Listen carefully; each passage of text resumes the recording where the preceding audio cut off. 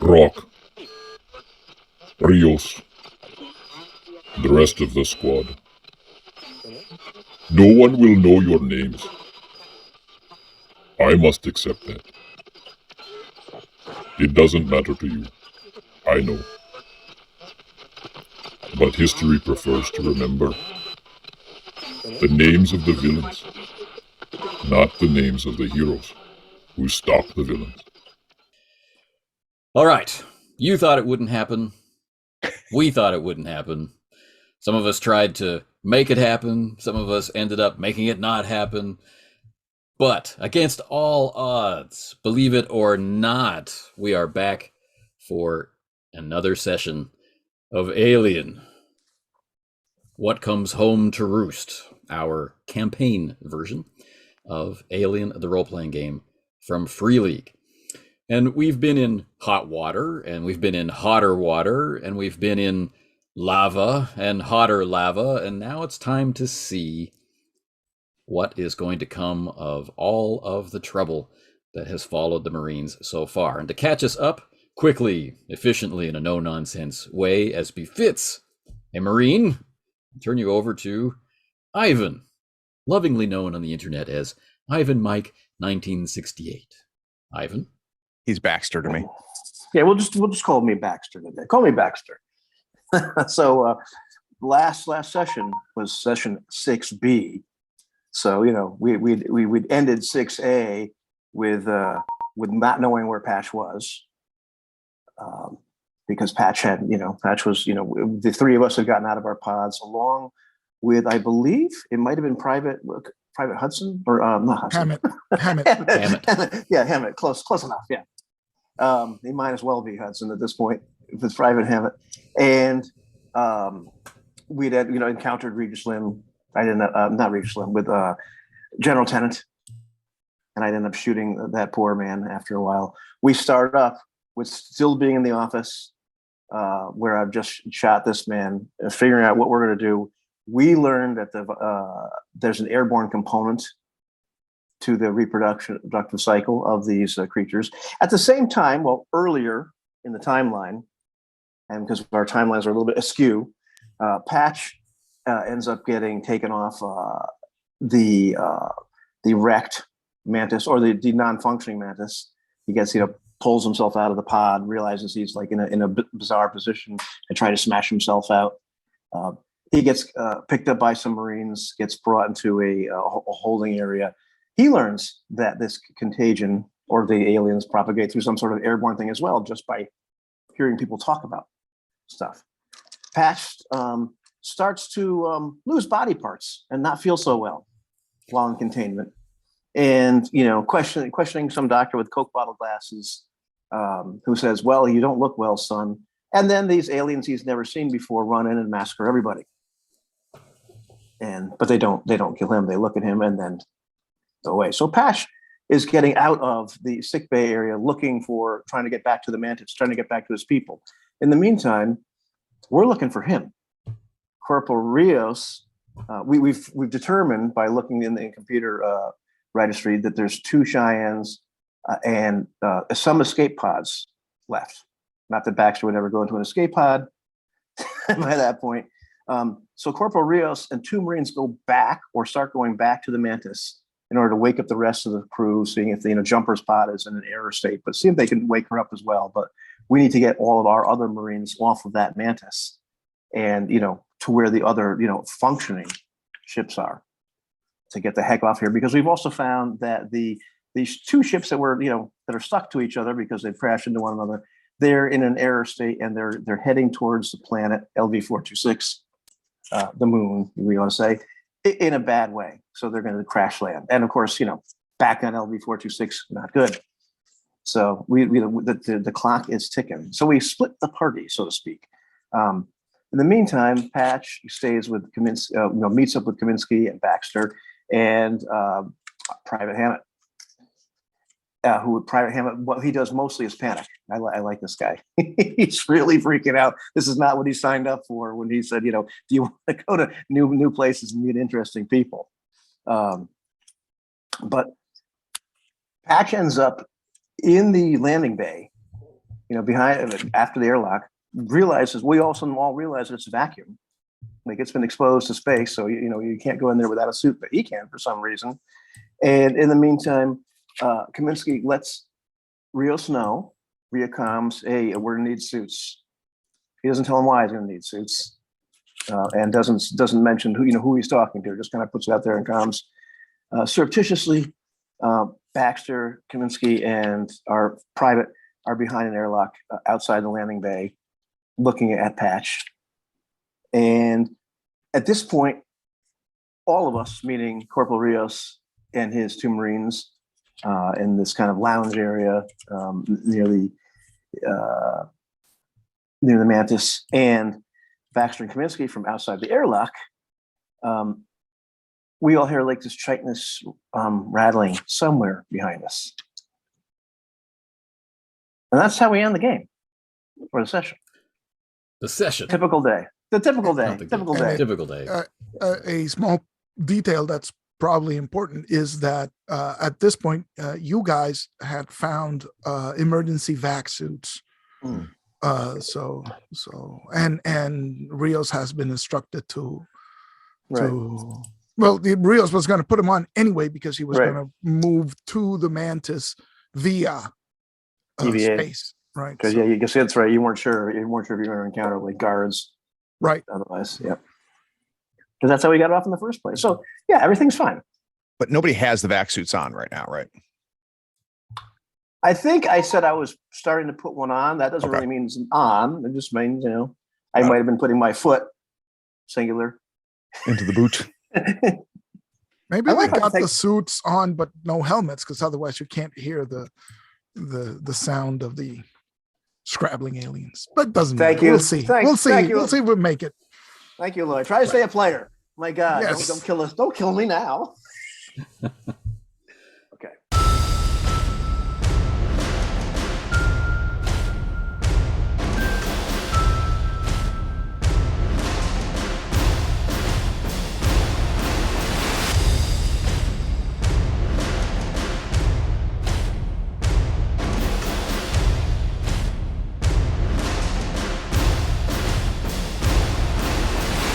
All right. Stay a player. So what I would like to do first, because we have really three groups. All right, we have Patch in the airlock. We have Baxter and Kaminiski in the grand hallway just outside the airlock, which leads up to the other floors through the main staircase. And we have Rios far, far away at the front of the ship, far away from the vast rips in the hull, which are venting atmosphere, far away from the flames, far away from where the ships have collided, and sadly not far away from the sound of an alien hunter. But we have these three groups. So if, Ivan, you could draw 3 cards. Oh, sure, absolutely. Draw 3 cards right now. Card number 1 is a 1. All right. So this is Patch. Lucky you. Hey. All right. Card number 2 is an 8. Okay. That is you and Kaminiski. Sorry, Kaminiski. Sorry, Sarge. And last, but certainly not least, is a 4. A 4 for Rios. All right. And I need you to draw 1 more card. 10. And of course, it's a 3. Oh. It's a 3. All right. That is unidentified at this time. All right. So, Patch. You can see Kaminiski, who is trying to communicate with you through the hazy and scratched and old small glass window of the airlock door. And you've recognized there is no air in here, right? And you're starting distantly to feel that burn of holding your breath, except you're also feeling the uncomfortable feeling of having deflated lungs, like you've been socked in the gut. But this is gradually, you're becoming aware of these physical effects, almost like they're happening to someone else. And remind me, have I lost anything on my head? I didn't lose any ears or anything like that, right? It's all been neck down. Probably not. Yeah. Okay. So looking through this list, they're not going to be able to hear me. But I can see reasonably well in the glass. Yes. And I'm hitting the window, even knowing it's not making a sound, hoping that somebody is paying attention. And if anybody looks at me, I'm gonna like making the gesture of put your helmets on, right? Put your helmets on. And I'm covering my mouth then, and I'm showing my missing pinky. So I'm trying to communicate I am not well, and you do like you need to cover yourself. Okay. Just frenetic. Because somehow Patch can't process, I can't process physically what's happening to me. I know I am not well because of what I heard. I feel like I feel like I have a good idea what's happening to me, or at least a good guess. And right now, the only thing I care about is that they're safe and I don't infect them. Okay. So as you're making all these gesticulations and you're trying to communicate, there are layers of skin, like arm hair and the like, where your suit is rubbing up against it. Your hospital gown and your cutaway fatigues and things are rubbing up against it, and it's just flaking off, just sloughing off. And beneath it is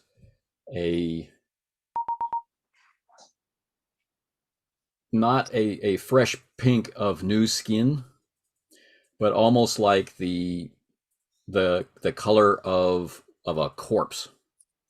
Got it. Right, where the blood has settled out, and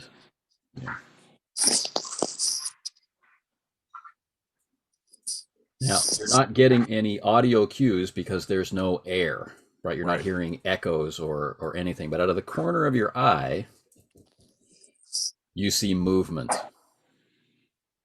Now this is a long, rectangular, 2-story hangar bay, as you'll recall. Mm-hmm. Right. There's a place to move one Cheyenne up into a high docked position, and there's places for armored personnel carriers to be shunted off to the side, and those things to be brought together before the drop ships are dropped. And it's very efficient use of space. So we have 2 Cheyennes docked. Cheyenne 1 up in its upper loading position, so the least ready for use. Yep. And Cheyenne 2 in the more ready position. And there's movement, which Kaminiski can also see through the glass, but there's no way to interact for Kaminiski and Baxter at this moment. There is a small squad of individuals in the livery of Regis Lim making a run for Cheyenne 2.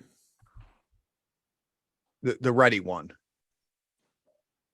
Okay. And they have suits on, I assume? Yes. All right, I'm turning to the movement. Can I see anything? More importantly, maybe, do I feel anything? There's still that sense that if you just knew how, you could understand something.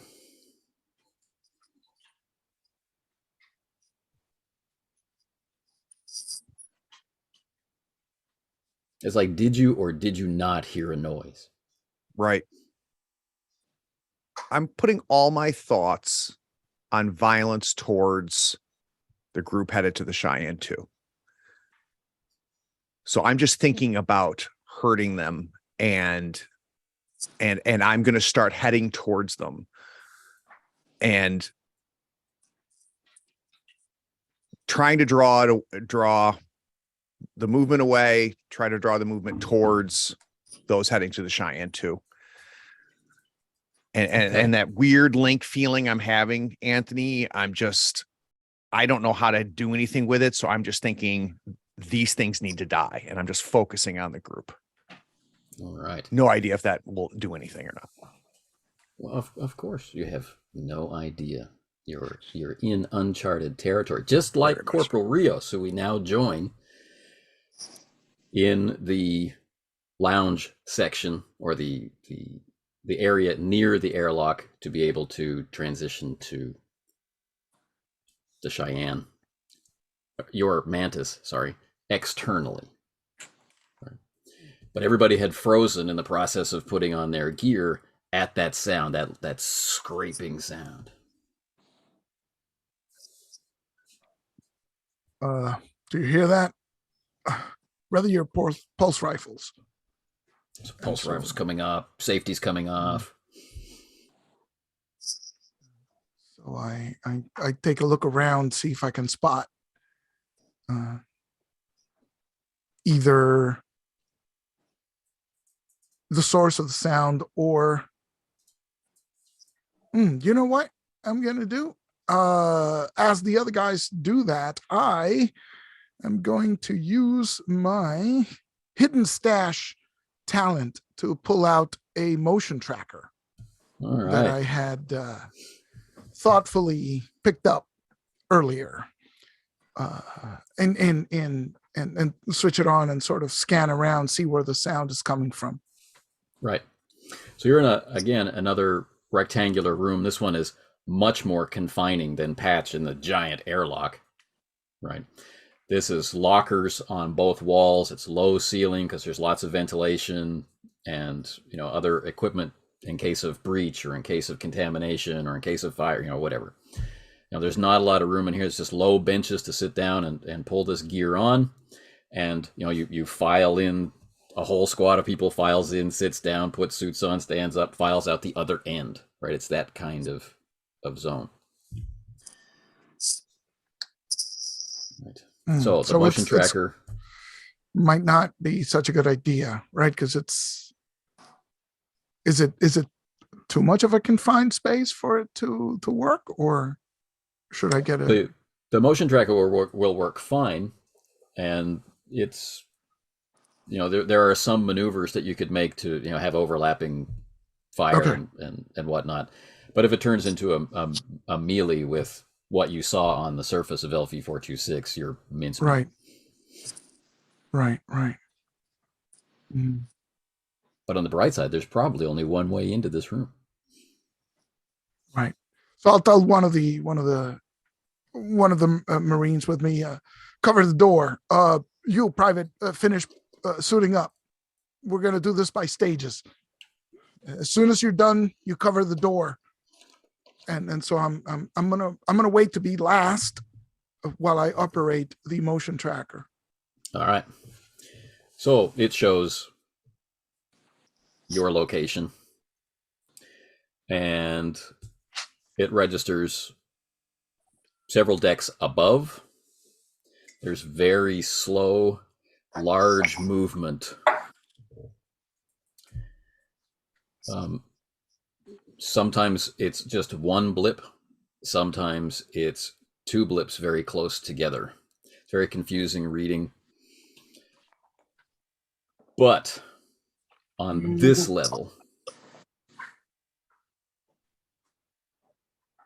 moving at a very steady pace that seems to coincide with that scraping noise, is another large object. And if you're reading it right, it's directly above the squad member guarding the door. Eyes up! Eyes up!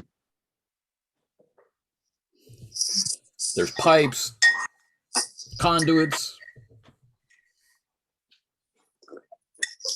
Get back, get back. It's right above you. So I'll try to position myself slightly off to the side so I can lift my pulse rifle, right, and sort of keep reading it and see if I can. Okay. Please add 1 stress as a yellowy, steaming fluid comes draining down through the pipes and the area fills with highly pressurized gases. Right.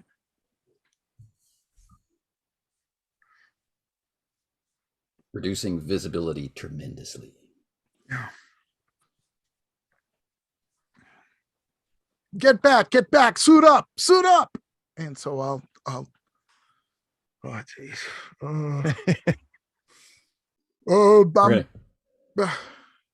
We're gonna cut away to Kaminiski and Baxter. Right. Kaminiski and Baxter, you see a tight squad of people ripping across as fast as they can in armored pressure suits. Right, they're fully helmeted, gloved. Right, they are prepared for the no atmosphere, and they're moving toward the Cheyenne. But Kaminiski, you see the hand gesture that indicates that 2 are to break off and engage with Patch. Wow. Yeah, so our guy's in trouble. We gotta get in there as fast as we can. So I try to signal to Patch behind him and then try to get my suit on as fast as I can. We gotta get in there. All right. At the same time, there is this scraping, clawing sound on the corrugated decking. I just throw the rest of my suit on and just like, get my helmet, and I'm just going. I've got the smart gun up, looking in the direction of whatever that's making that sound. All right. This is an awful lot of stuff to juggle. It is. All right. It is. Okay. So what I would like is a command roll from Kaminiski. All right.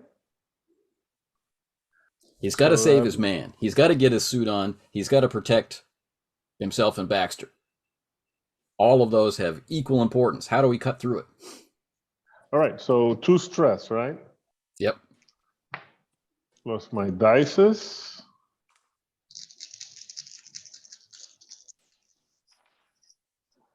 All right. I got 2 successes and no whammies. All right.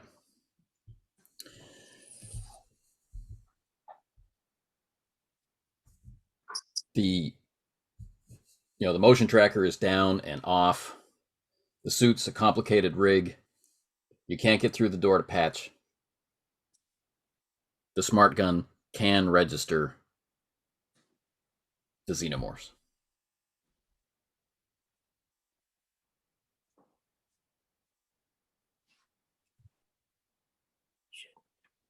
Yeah, so I mean, what makes sense is for the smart gun has like an HUD, right? Yeah. So basically, the priority is for us to get the suits on, and Baxter can keep an eye on this HUD while we do that. I mean, until we get the suits on, there's not much we can do. All right. So, how agile are you feeling? Depends on my mobility. I'm okay. All right. All right. I would like a demanding mobility check. That's -1 die. -1 die. So that goes from 5 to 4 plus the stress. Yep. From both of you, Baxter included. Oh, yeah, absolutely.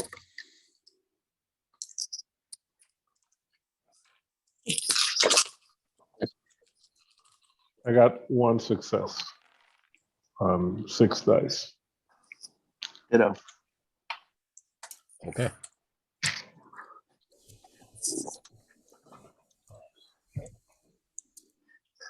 We've done this a lot. You've done it a lot, right? We've drilled. It's second nature. So there you are in the hallway, watching as these two of Lim's mercs surge at Patch.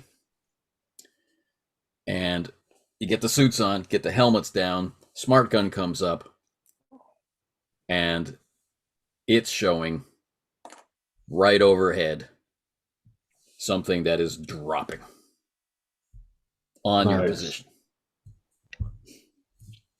And heads up, open the door, let's get out. Let's get out. Let me out. And we cut back to Patch.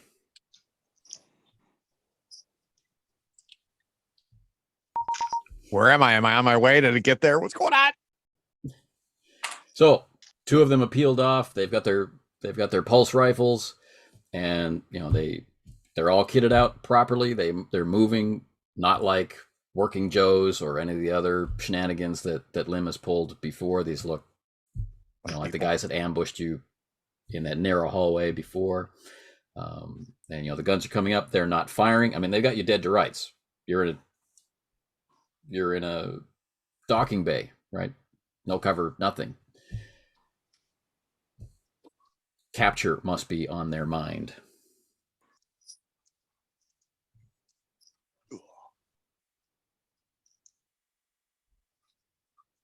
As soon as I recognize that they're reacting in a way I did not anticipate, I stop running towards them. I want to try to find some reasonable amount of cover, but still be able to see them.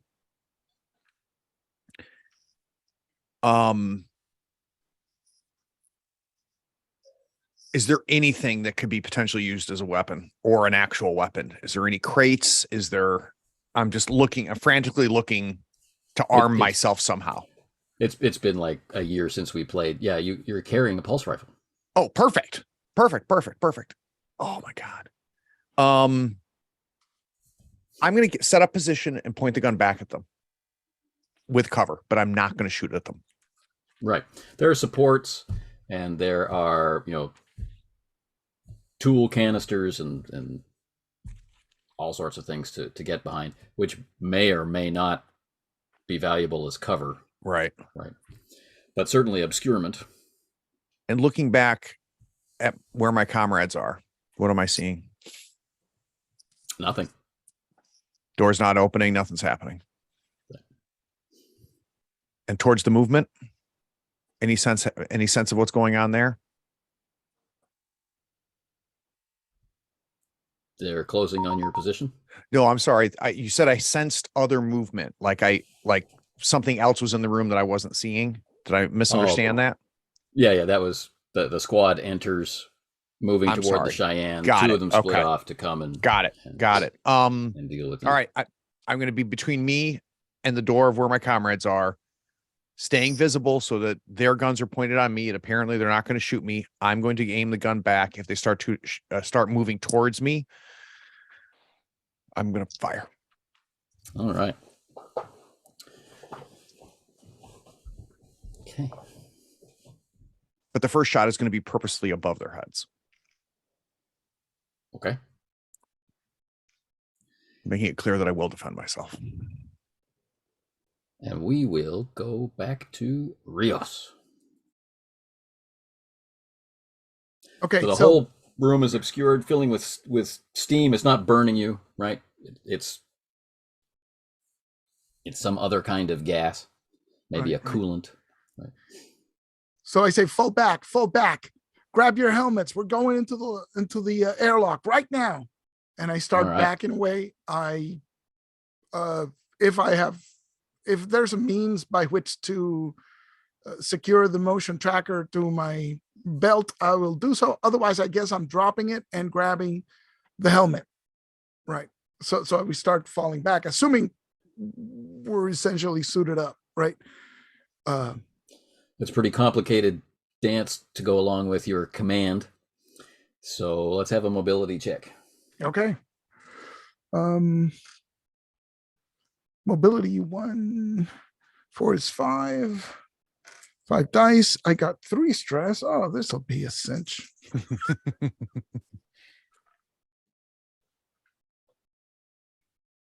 I got nothing. And red is the stress? Red is the stress, yes, but no whammies. So I guess I'm going to push it. Which gives me an extra die. And my stress goes up.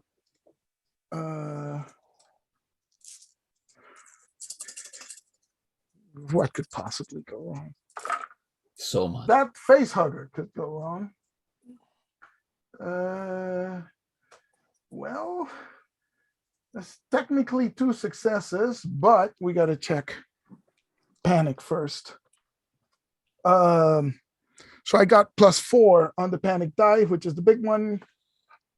Ooh, so that's a 5. And I believe I'm keeping it together.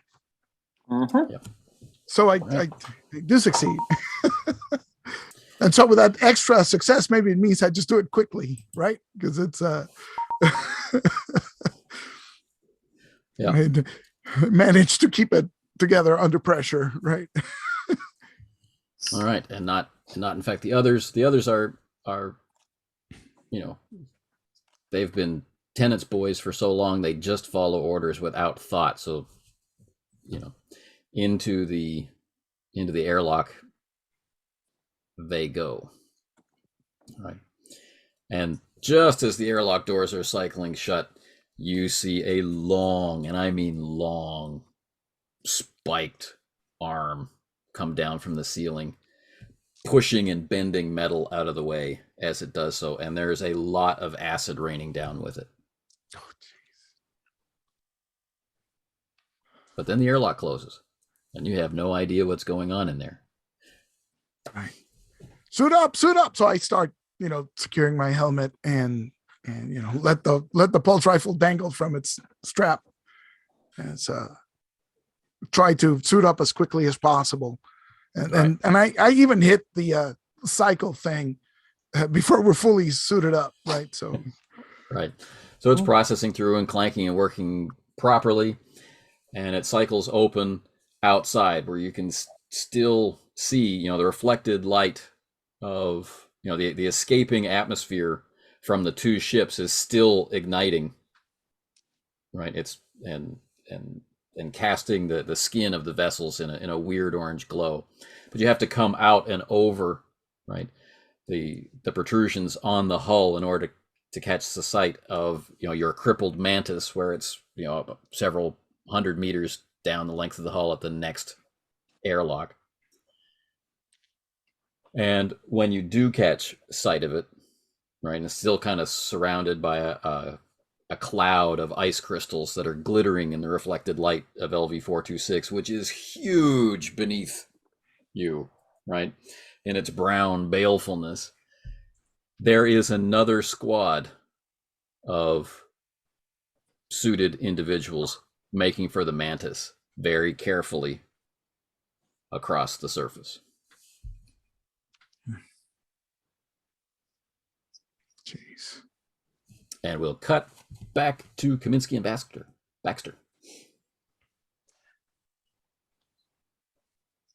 Having shouted, open the door, I'm just gonna point up and start shooting in the direction of the ceiling or overhead. I'll try to get the door, airlock, whatever, open.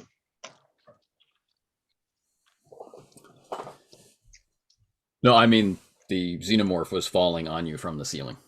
Oh yeah. Delivery. Yeah, I'm just gonna start shooting. You still want to get the door open? That's fine. I just wanted to be clear.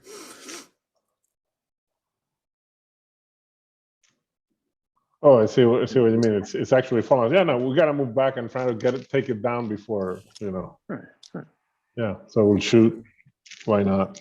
All right. I'm backpedaling and shooting. I thought you guys were just going to open the door, but do whatever you want, Sarge. All right. So we need initiative for this particular group. Okay. Am I recycling all the cards again? Yep. You recycle all the cards. I've got it on the crap tracker for the group initiative, and you have 3 in your squad, and you're picking 4 cards. Alrighty. So I got a little bit distracted there because I was thinking about Rios. We are inside the airlock? Outside. They're outside now. Outside. So we haven't entered. We need to enter the airlock and then move on to the hangar. You're on the correct? hull. You're outside in space. No, not Rios. Kaminsky and Baxter and Hammett. Right. You're still in the hallway outside the the airlock. We haven't gotten into the airlock, right? Yeah. Well, seeing as Hammett's spoken first, he has a 7. Okay. Private. Okay. Rock has a 2, of course, because Jose always rolls or draws well, even if he's not doing it. Baxter has a 10. Cool. Very in character, yes. And whatever this is has a 4. Okay. That is the alien. Oh. Sorry, what was Kaminsky's? Kaminsky's was a 2.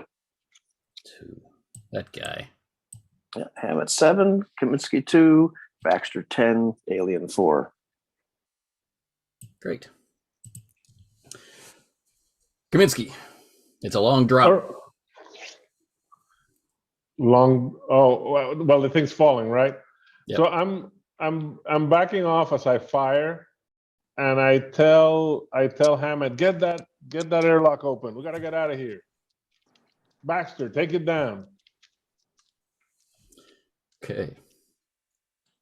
If you think that much speaking counts as I should instead do a command roll or something, I can do. Yeah, that's giving orders. So, and that's right. That's a slow action, my friend. Right, that's what I was thinking. So I'll be giving orders and moving out of the thing's way. That's my other action. Okay, no fire. Okay. This brings us to the xenomorph. All right. Okay. Dun dun. Dun, dun. 1.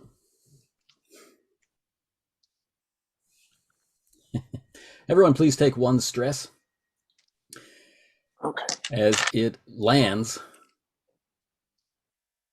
in front of Baxter.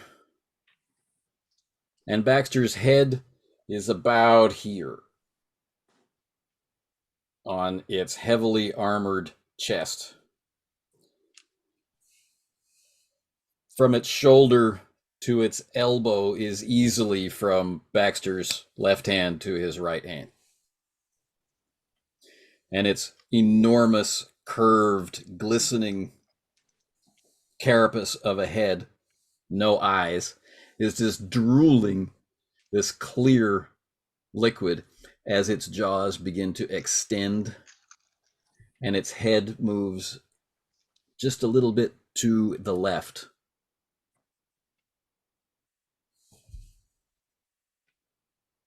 Its armor is heavily cracked and pitted, and it's glistening with patches of steaming acid. For right now, it does nothing except provide you with 1 stress. Generous. And to clarify, Anthony, I'm not getting any of the stress, right? Because I'm not here. That is correct, sir. Okay.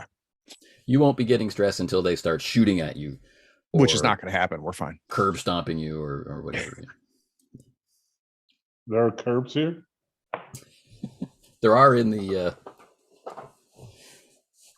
docking bay. Get the door private. Keep the okay, APCs yeah. in control. Get the door private. So do I have to roll to get the thing open, or is it? Get the fucking door. Yeah, you have to roll it. You're under stress. All right, so it's a Hammett. Comtech. Yeah, it's a Comtech roll. Now, one thing is that Hammett is well aware, and this is going to give him an additional stress. He's under orders to open the door. If he opens the door, right, there's some sort of error. There's no atmosphere inside. Mm-hmm. Right. If there are any problems, any additional problems with this airlock, that we risk all sorts of dramatic and traumatic situations. Interesting mayhem. More dramatic and traumatic than the Yeah, thing 'cause burning it's down not. in Baxter. It's not enough. And Patch about to get shot. All right. Okay, here we go. Oof. And that is a big pile of nothing. Push it, goddammit, push it. Of course I'm gonna push it. Stress goes up to 5. You know, what could Nice. possibly go wrong?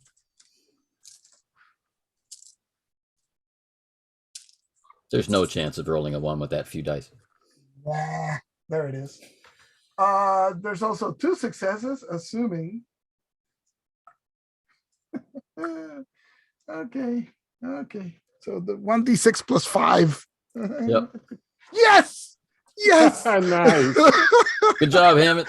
Somehow Hammett's keeping it together. Holy crap. Keep it together, man. Now, this enormous alien creature is right behind Hammett. Right? Hammett's at the door, wrestling with the airlock. It's starting to cycle, and then it arrows out, and then it sparks, and the lights shut down, and they flare back on. It seems to be going through it's caught in some kind of loop or some kind of cycle. And as the thing is just turning its head, it's inches away from the back of him. Right?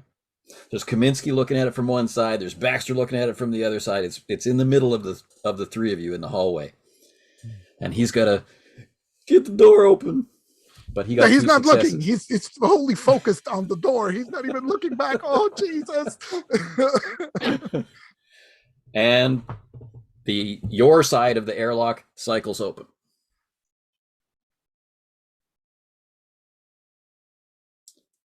Okay. Got it, Sarge. Got it. Baxter. Good job, Marine. Our side of the airlock. There's always 2 sides to any airlock. I know. Right. That's why I didn't vent. Okay. Yeah.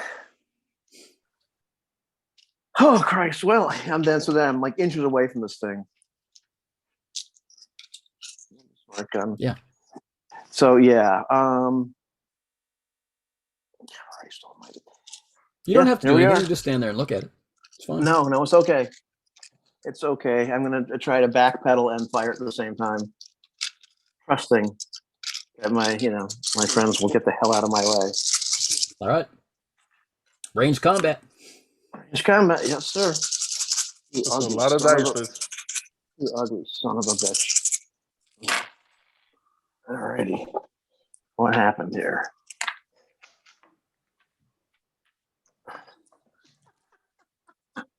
One. No, actually, no. 1 6. The only 6 came up on a stress die. Rolling 15 dice. Do I want to push this? Do I want to push this for more damage? Well, if you push it, you could also keep it pinned down. If you got a stunt, you could pin it down so it can't come at us. That's true.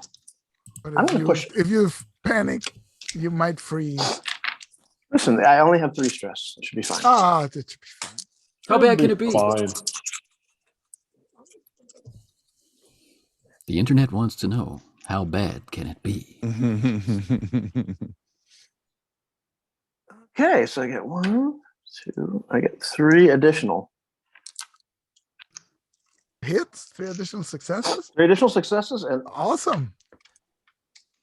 1 facehugger. Uh-oh. Panic, please. Uh-oh. Panic, please. Okay.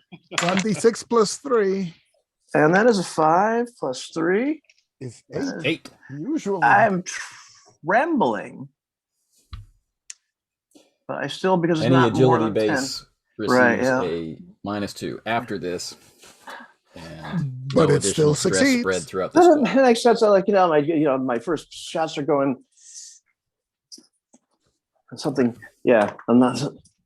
It still succeeds. So, Yeah. Okay. So I'd like to pin it down and do additional damage with whatever's left. Okay. Pin it down is good against melee guys because it takes away slow action. So did 5 damage before armor, plus 1 to pin it down.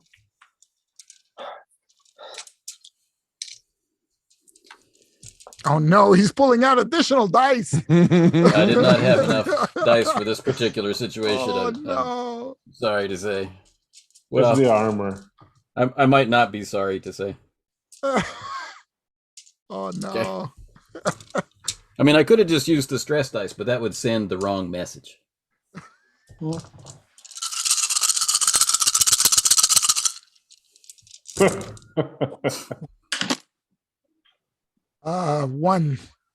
Just one. Yes.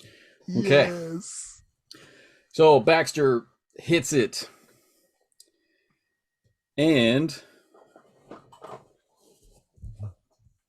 the force of the barrage, this is no pulse rifle, right? The force of the barrage is driving it back under the corrugated tangle of wreckage that is the stairs. Right. And, the spray is going all around it, and the banisters breaking, and bits of the stairs are flying off, and the wall behind it is being scored, and the creature's being hit too, and acid is spraying in a variety of directions. Mm-hmm.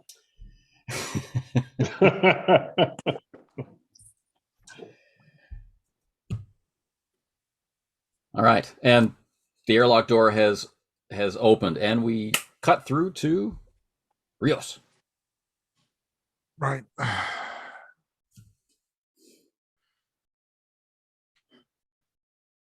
So how many guys do I see walking over? It's obviously Lim's men. It's a squad of 5. It's a squad of 5. There's 3 of us.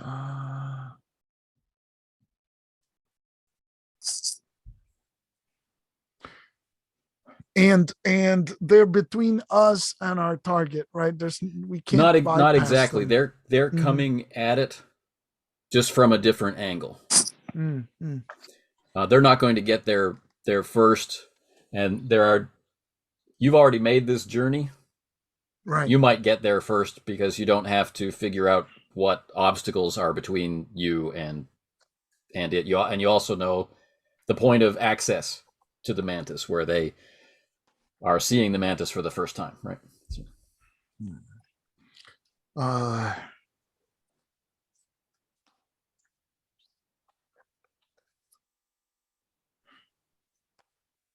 Well, let's move. We got to get in there before they do. Once we're inside, we'll be in better position to hold them back. All right. How fast are you willing to push these guys? Well, I think we need to move fast. I think we need to get in there before and try to see if we can bottleneck them somehow. All right. So these are men that you know from the base. These aren't men that you've particularly served with. Mm-hmm. Right. So this is a hard difficulty. This is a -2 mobility check. Okay. Right? You're using the magnetic soles, you're using hand grips, you're using lines, and you're communicating on a secure channel with troops that you weren't too impressed with earlier in the day. Right? But you got to get there first. This is what it's going to take. Mobility is 5 -2 is 3, 4 stress dice. 4 stress dice. Yeah. It's fine. It'll be The fine. gift of stress. Yes. Here we go. It'll be fine. What could possibly go wrong? Well, the 2 face huggers. 2. Might be 2 face huggers. Here we go. You're just Panic an die. overachiever. You're just an overachiever. Yes. Keeps rolling the 1. Wow. Panic die is on fire. Yes. You are awesome. Right, just let me Let's see the other adjust. faces of that die. Let's. So Rios is now at 5 stress. Oh my God. Okay.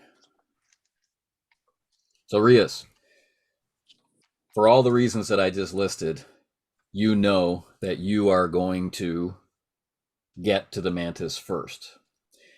And because of succeeding against this hard difficulty, you're going to get there without them being aware that you're there, at least visually. They may have a motion tracker and then it's not going to matter, but right, you got a good chance to be able to surprise them inside the mantis. But I'm going to cut away from you now and go back to Patch. So they close up on your situation, right? And they are doing a hand gesture for you to go to channel 8. From the nightly news. Channel 8. All right, so you got, really no suit, right? You got your helmet on so you can communicate. Right.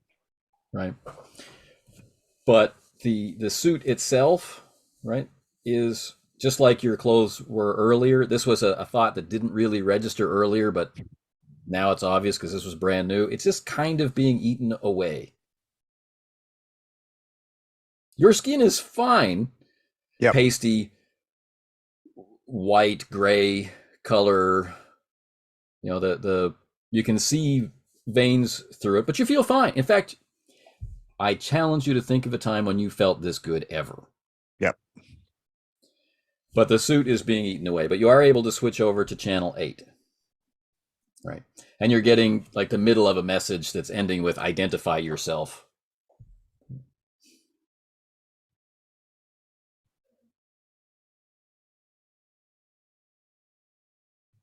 And I will. I'm Patch. Give him my full name. You do not want to get any closer to me because I'm contaminated. So then, he puts his hand up for no reason, just human habit, puts his hand up to his ear and he's communicating, Commander, confirmed. There is contamination. There is consciousness. Yes, sir. Regis Lim would invite you aboard to escape with us. And he promises to, what's that, sir? Yes. He promises to make it so that the few remaining days of your life are as comfortable as any human could expect. Yeah, I don't put a whole lot of currency into your commander's promises, so I'm going to have to respectfully decline. Why don't you stay there? I'll stay here. He's respectfully declining.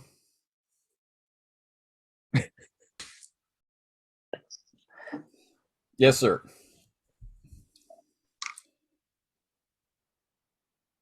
The other option would be kneecapping you. Try it.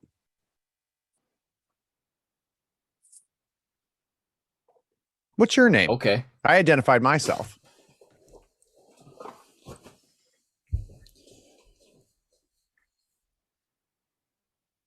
He's walking up, gun lowered, and it's like he intends to put it on your kneecap. How close is he? He's close enough to put the pulse rifle on your kneecap. Oh, wow. Okay. I didn't realize I got that close. Okay.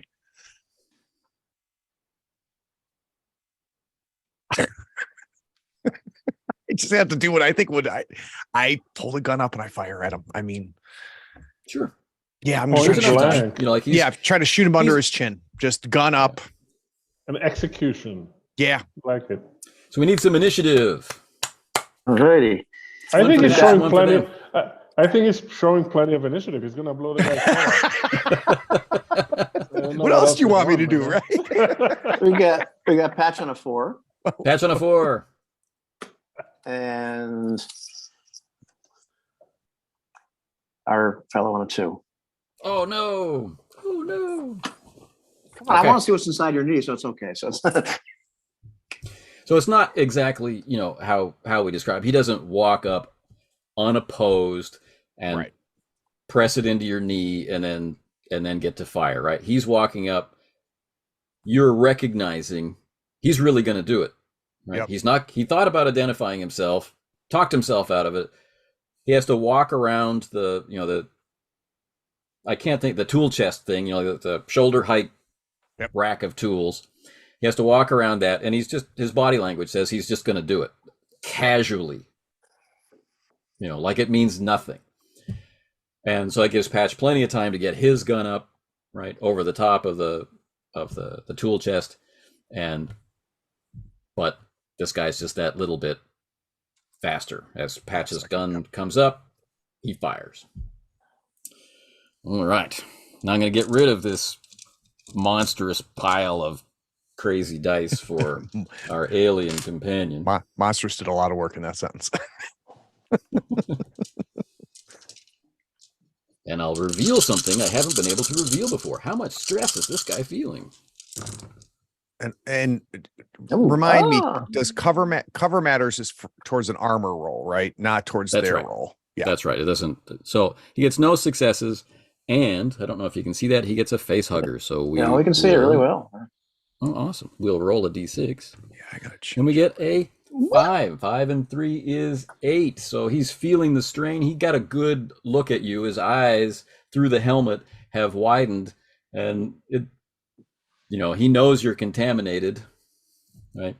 He is afraid, but his unit cohesion is still tight. His wingman is moving off to the side to catch you in opposing lines of fire. But it's your go. Okay. I've got 4 agility, 2 range combat, 3 stress.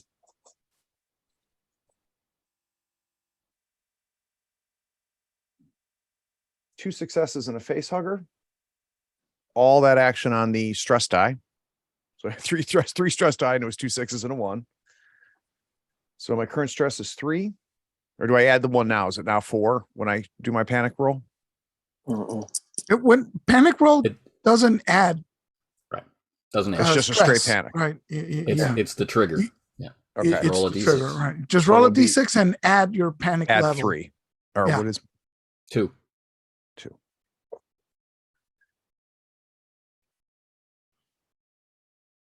Seven. All right. Which is nervous. You have no twitch. one. Yeah, you have no one to spread panic to, so that's now fine. Your panic goes up by 1. Your stress goes up by 1. Now your stress goes up by 1. Yeah. I'm at 4. But that doesn't nullify my success. No. 2 successes. Awesome. So we have the base damage of the pulse rifle, right? Which you can increase, or you can do a variety of other things with. Yeah. Going to ranged combat. You mentioned you want to shoot him in the head, so you want to just go for the extra damage? You can get him to drop his weapon. I think I'll actually. So tell me this: one of the stunts is I can switch initiative order. Yes. Would that allow me to act back to back? Oh yeah. Yes. Because next round you act first and he acts second. Okay, that's what I'm going to do. I'm able to get the jump on him.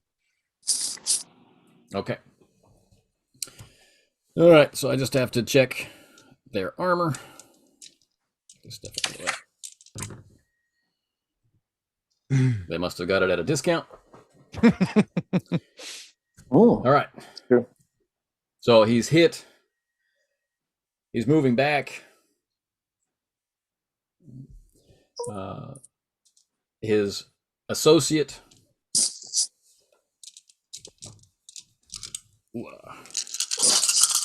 fires.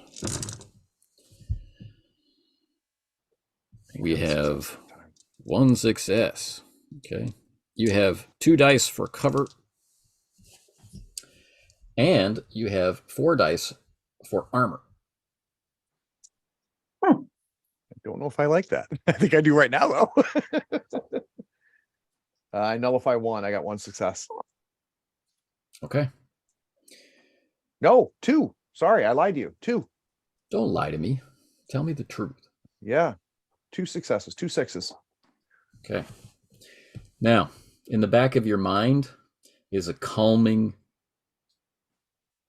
memory. Injuries heal.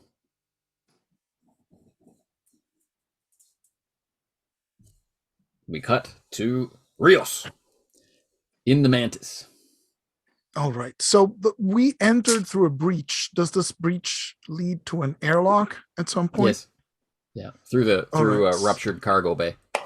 Right. So my instructions are going to be to fall back as quickly as possible to the airlock. Or you know what? Is it a narrow passage, this breach? Everything in the Mantis is narrow. Yeah. Right. So okay, so my instructions to the rest of the team are fall back to the cargo bay, then set up positions to cover the entrance. I'll go ahead through the airlock to wake up the crew. Try to hold them here. Right. So they're going to set up in a choke point in the man, like the main access ladder that's going to take them to everywhere they need to go. The whole back of the ship, remember, is gone. There's a lot of exciting places in the Mantis that are no longer accessible to anyone. But, all right. So you are heading toward you've got 2 sections to go to, right? Your converted cargo bay with 10 pods, including jumper, and the built-in hypersleep bay, where you guys had awakened from, right? To free the rest of your crew. You had 18 people in total, right? Right, so it's jumper and how many people in one bay? 9. Jumper plus 9, that's 10. No, jumper makes 9 because that's where Patch was. Okay, so 8 plus jumper. And then the other bay holds 10. 10 more Marines? Yeah. It did, yeah. Minus the 3 minus 3 of us, so it's 7 on the other. Okay, so it's 9 people in one bay and 7 in the other. I'm going for jumpers bay. All right. And start waking them up first. Right. So it's still locked in this error code. It needs to be, it needs right. attention. So I start cycling the others automatically, right? If there is some sort of emergency combat, fast, right, waking up, I'll trigger that, and I'm gonna try also and see if I can unjam Jumper's cryopod. Right. So we'll do this under your medical training rather than your Comtech training.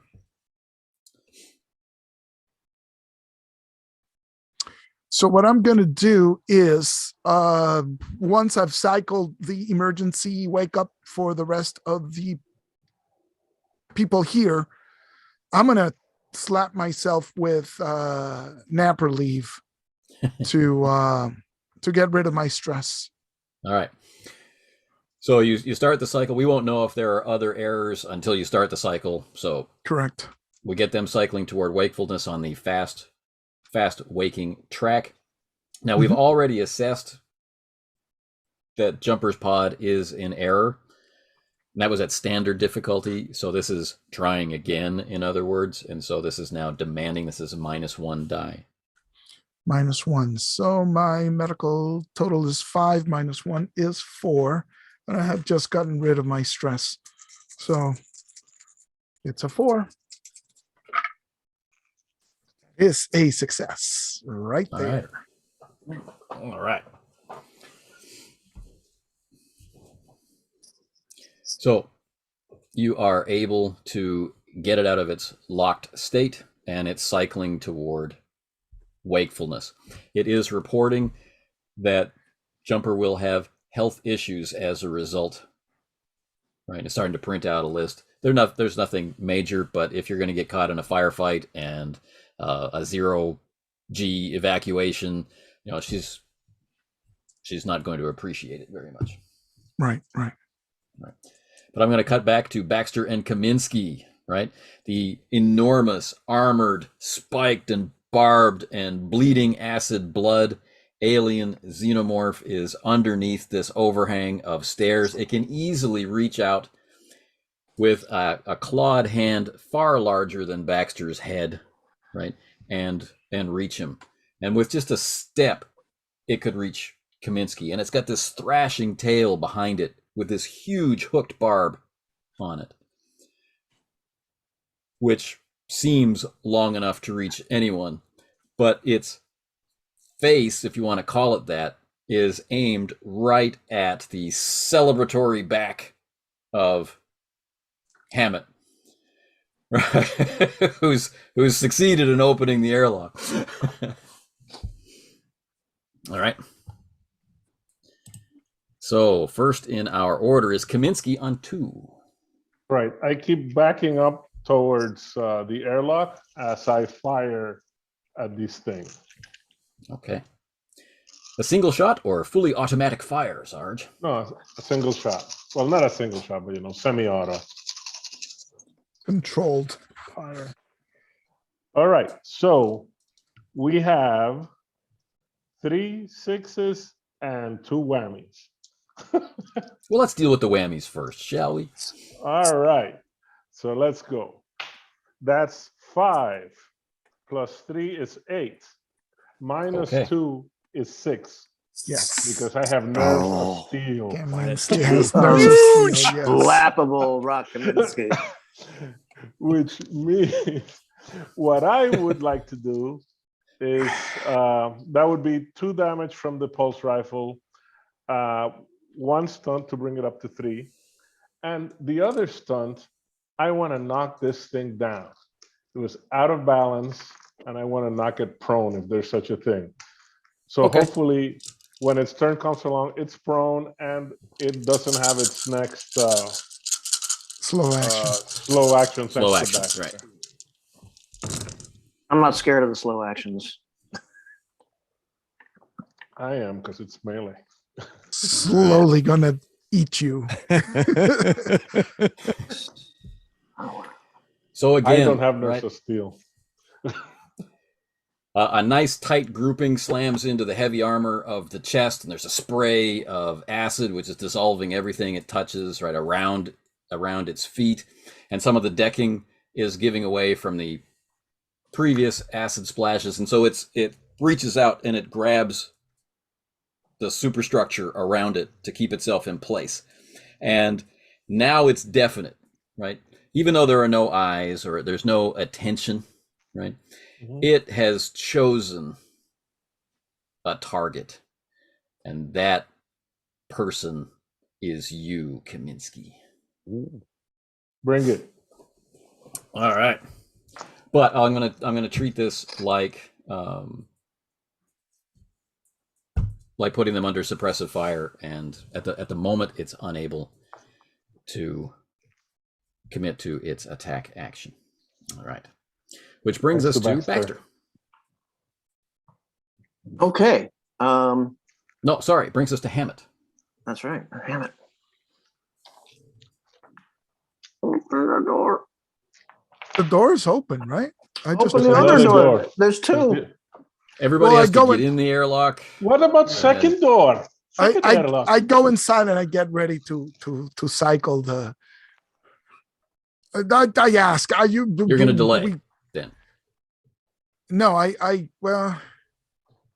Or are you going to go to Patch? As soon as we get in, I'm going to get in. But then I'm going to ask, do I blow it or cycle it? Meaning, do I decompress? Right, just open the inner door and let the air explode out, or. Well, I ask, do I overwrite? Okay, so we have magnetic boots, right? So open. Right. Right. The person who's most likely to get killed by this maneuver is Hammett. Oh, okay. But Hammett is into it, man. Well, you either get killed by the maneuver or by the xenomorph. Or by the thing, right? So choose your death carefully. You want it with fries or with onion rings? Right? So this is another Comtech roll, right? Yes. So I'm going to use my system diagnosis device to help me with the override of the inner door, right? Because I'm overriding safety protocols. Okay. Now that will cancel out the difficulty, so just use his normal score. Okay, cool. So I got 6 on that and just tiny amount of panic. I mean, the stress. This is full of it. That's I don't see I any see some face sixes. huggers. And I see 2 6s. Yes. So I succeed and I do it quickly. All right. You like this guy.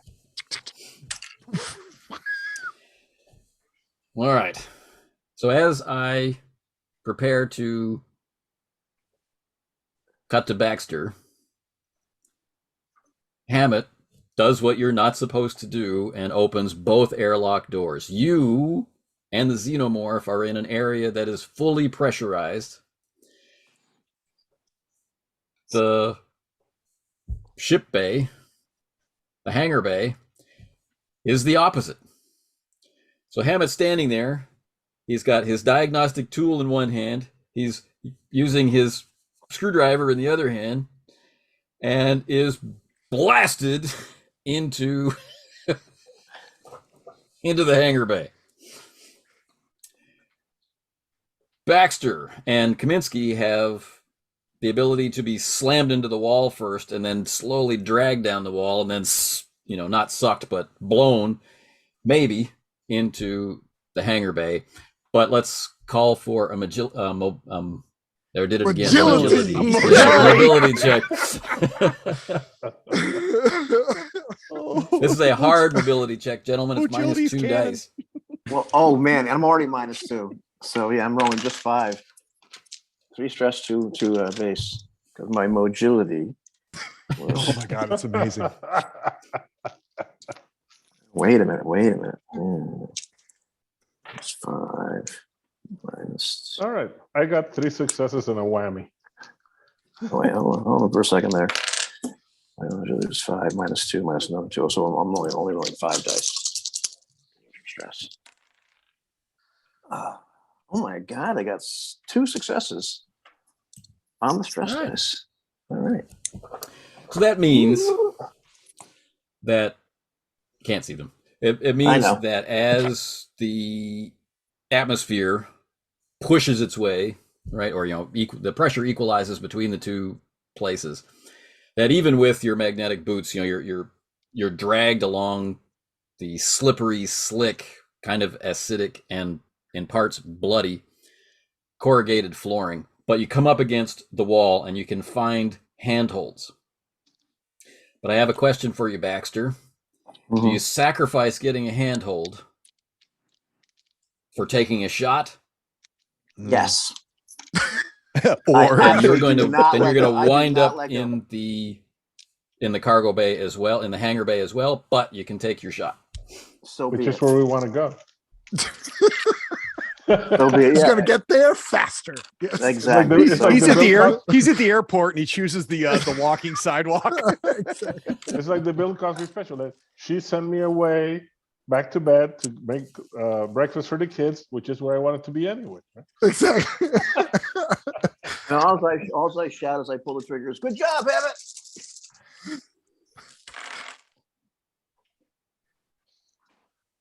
Uh-oh. What kind of dice are these? All right, hold on. I'm pushing it. I'm pushing it. I got one. Hopefully, I got one. dice. I got 1 success. No huggers, but I'm gonna push this. Okay, so I'm taking another stress. If you push it, you get another stress. Yes. That's right. That's correct, sir. And you add it in right there. Right now. Ain't no tomorrow. Out of 10. Out of 10. Okay. Yeah, cool. So that's 3. And that's just all for damage. Nice. Yeah. Oh, no huggers, right? No huggers. Yes. Unbelievably. Spray of bullets as I'm being propelled backwards, partly by the force of the gun. Wow, best roll so far. Oh, great. Oh. I just cancels 2. It'll be fine. More acid, right? More of the stairwell blown apart.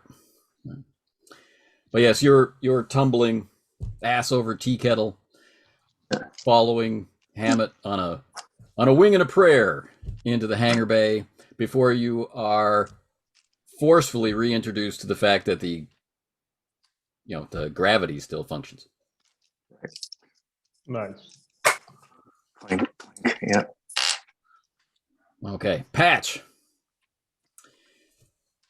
They fire on you. You fire on them, right? You've got the upper hand. Hammett comes flying into the room. Baxter comes flying into the room behind him. It's like the cavalry. So these guys, trained as they are surprised. And I'm telling you that Hammett and Baxter have been blown into the room, but you're not looking in that direction. Right. The Marines have landed and they have the situation well. And I can't hear anything. You can't hear. I mean, slowly sound, but it's just wind sound is right. like it's 100 miles away, but it's scaling up. Yeah, I'm going to finish the job on Captain Kneecapper. All right, go for it. All right, so again, 4 agility, 2 ranged combat, now 4 stress die.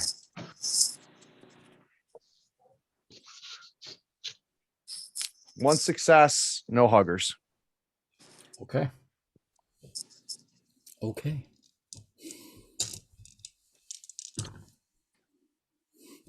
Nice roll. Nice roll. Okay. So he's bringing the gun around and then heavily sits down as the strength goes right out of his legs. Right. Just.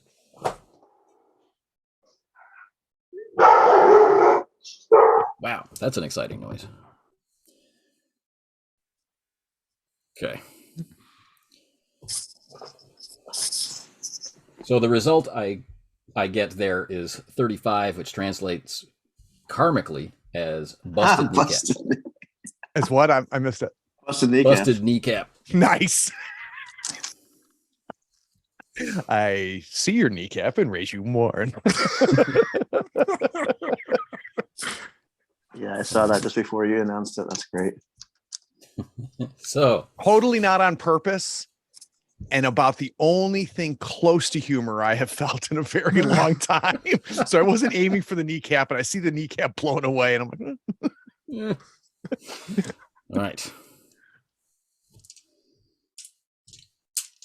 Oops. His buddy. How about that? Crack shot. I like him. All right. Success. 2 incoming on you, Patch. Oh, where's the 6? Oh, I didn't see the stress success. Damn it. All right. So that's 4 plus my cover. Yes. Okay. So 6 all day. Nothing. Okay. The damage that you took previously,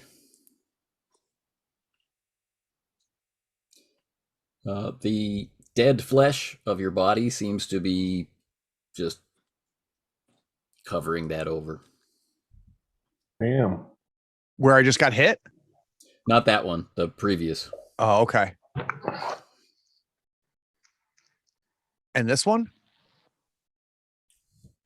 Who can see the future, really? Do you still have health left? Well, I guess what I'm trying to understand is, do I recognize I'm getting hit? Like, do I see? Like, do I You're react? Definitely hit. You definitely, feel and see the wounds. But that first wound you took from the first hit, right? It's closing.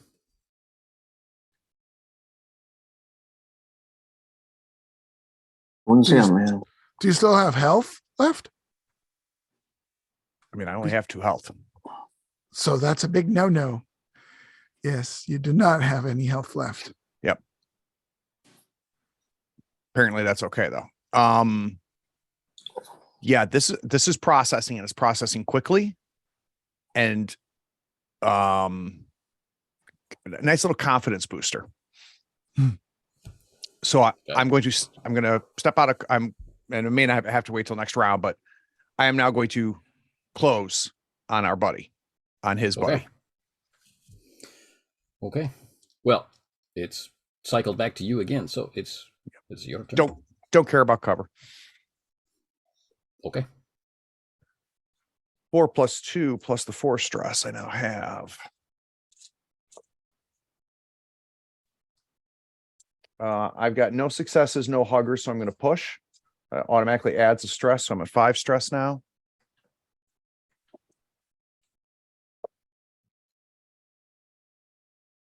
You monkey. 2 huggers, no successes. Damn. Okay. And a 3 plus 3, a 6 on the panic. Keeping it together. Okay, you're fine. Yep.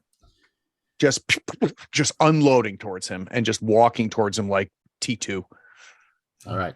Now, by this time, the Cheyenne, the lights come up. The cockpit lights come on. They've had quite a bit of time to get in, right, and power it up. All right. And the yellow caution lights are beginning to cycle. The operational lights are dropping down, and somewhere the deck is starting to shake. Okay. The good news is we can't decompress again. So, right. They're not good. There's not enough air to recompress this place. So they anyway. So that yeah. But that squad is preparing to disembark this ship in that Cheyenne, and that's when you see the second squad. Right. This is an honor guard. It has an outer ring of working Joes, all of whom have the same face. Do I need to say whose face it is? No, of course not. We know whose face There's it is. an inner ring of mercs in extremely high quality body armor. And your friend and mine, Regis Lim. And they're making a beeline for the Cheyenne. So and the outer ring, they're carrying chest and other scientific equipment with them. It's Joe's on the outside, Merc's next in, and some of them are carrying these items, and Lim in the center. Yes. Right. Yes. Got it. And these are in the cargo bay. Yeah. And these are in the cargo bay heading towards. Yes. And they're aware of the combat situation, so they're crouched and they're moving and they're going from cover to cover. They're making their way to. That's why I say a beeline. Right? Quick incidental, Anthony. I'm going to switch off of channel 8 to whatever channel these guys are on. Okay. Let me go back to Rios. So I've woken up the Marines and jumpers on the way to waking up. So I start telling them, we're in combat, Marines. This is not a drill. We got a 5-man squad headed in. Most of the ships is decompressed. Suit up and ready your weapons. Right. And everybody's groggy and right. They're trying to listen and there's not any banter or anything like that. The biggest complaint is not that the floor is cold, it's that the floor is the wall, if you'll recall. Right. Oh, right. So we're on the side. Yeah. Yeah. Right. And that's when you hear, right, boots on the hull of the Mantis. Right? And they're starting to move toward, the underneath airlock, which will bring them into your ambush next. Right. Yeah. So I try to, explain the situation, in brief bullet points. Right. Again, this is not a drill. We are in combat. Five-man team headed for the airlock. All right, Rios, give me a command check. See if you can motivate these groggy, sleep befuddled, brain fog, brain frozen Marines to give a rat's ass. So command is 5. Do I have anything else? Nope. I think that's it. Here we go. Yes. Nice. 1 success. Cool. It is enough. So by the time that squad has cut their way in through the airlock. They're not bothering to try and use context skills to hack their way through it. They're simply cutting their way through it. By the time they've done that, your squad is ready to evac and ready to fight. Excellent. Excellent. So, assuming there are more tech trained, medically trained Marines, any more corpsmen, I'll send 2 to the other cryo chamber to wake up the other 7 Marines that still remain, and I'll remain behind to command this squad to hold off the invaders. So as that exchange is happening and as everyone's relocating, you hear the gunfire erupt. Right? It's very brief, right? And then silence. Oof. And you're getting it directly through the comms, right? The mics of your Marines are picking up the gunfire, and then the mics of your Marines go silent. Oh, these are the 2 that I left behind at the choke point. Yeah. Yeah. So I'll relay that and take the I guess I sent 2, so it's 6 plus jumper. I'll take 6 plus jumper. Okay. Now you're going to try and lay a second ambush? Yes. Give me a stealth check. Stealth. Where is you have stealth? the advantage, so I'm giving you an extra die. Ooh. So stealth is mobility? I don't see stealth. Yeah. Yes. Cool. So, okay, so it's 5. You're giving me an extra die. So it's 6 dice. Here we go. Yes. Success again. That's right. You have no stress. Drugs, man. Drugs. Right. Okay. I'm going to cut away to Baxter and Hammett and Patch and Kaminiski and the alien and Regis and his goons and the Cheyenne. Okay. Kaminiski, you're alone with the alien.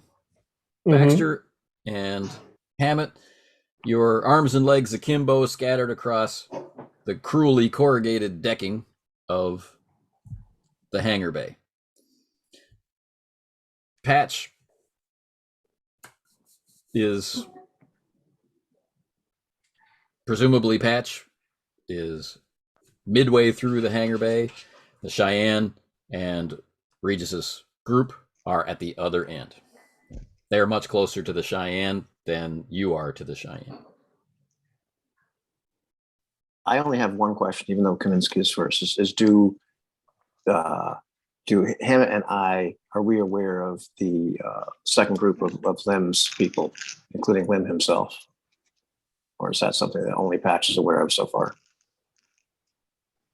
It's because of the ring of working Joes, there's no way to miss who that is, even if you don't know in particular who Lim might be. Yeah. Yep, no problem. That's all. I wasn't quite sure. All right. All right, Kaminiski. All right, so my plan is to fire a grenade at the thing and run into the cargo bay. A grenade? Yes. Chicken. What's the matter, Colonel Sanders? Chicken? Good idea. All right. So on my roll, I have 2 successes. Okay.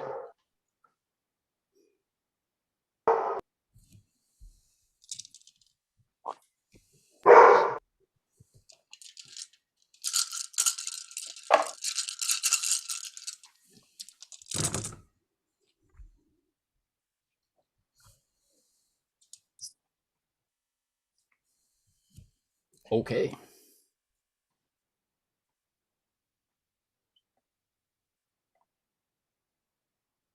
All right, so I I don't know if I know that when you do a blast damage, it's like 9 dice, and that's any successes on the blast is the damage it takes. I don't know if the extra success can be used for a stunt. I'd hopefully use it for more damage to the stairs. Right. Okay. Now you're going to be caught in this blast radius. Okay. Just so you know. Okay. But it's worth it, right? Yep.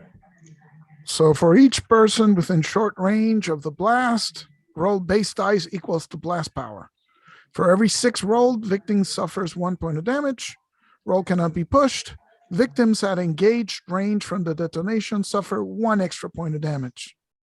So the monster will take 1 plus whatever. Yep. And I'll take just what's on the dice. Right. What's the damage on the grenades? 9. Is it 9? 9, Okay. yes. Okay. All right, so roll the 9. Yes.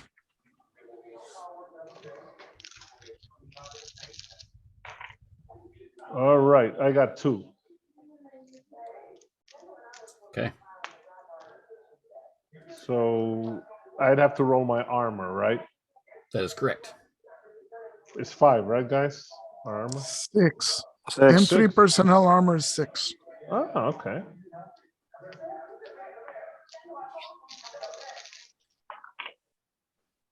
Well, I got 3. Ooh. All right. So both you and the creature are affected by the shock wave. Mm-hmm. Maybe not as damaged by the compression wave of the air as you might have been otherwise. Your hearing isn't blown out. There's a variety of things, but it it's you're through the ringer. Creature's blown back. You're blown back, but this time it can act.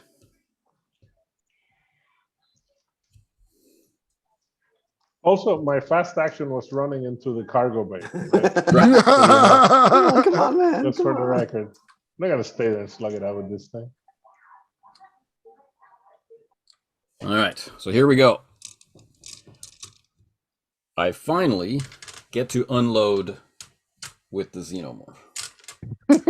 After all these sessions.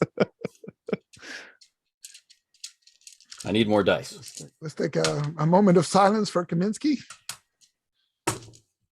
I He have was a more good faith in man. Kaminiski than I have in these dice. Now, I'm just going to tell you now, this is attack 1 of 3. And you guys have been playing role-playing games as long as I do, so I know you can tell by the sound. That's about That's 12 12 dice. dice. About 5 Yeah. dice. 12 dice, I got it, right? So on attack number 1, it's 2 successes. This is armor piercing. So half So your this armor is 3 damage incoming. 3 damage For attack number versus 1. 3 armor, I guess. I Yeah. take 2. You take 2. Okay. That was a claw. Second is the tail. Tail. Oh. Not nearly as good. So that's 2. That's how much? 2 damage? Yeah. Is it AP as well? Is it AP? Again, it's armor piercing. Yes.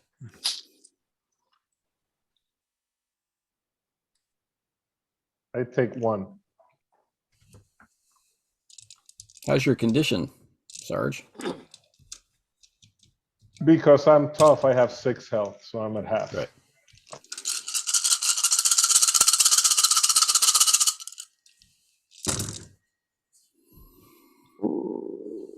Oof. 4, right? I think so, yeah. Yeah. 4 What's versus the 3 armor. That's 6 incoming. What is that? 6 incoming. Is this the bite? This is another claw. Oh, Another claw. I'm gonna use a reaction to block. Cool.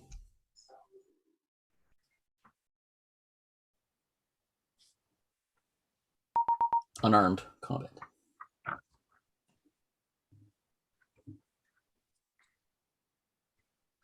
You're on mute. Oh, he knows.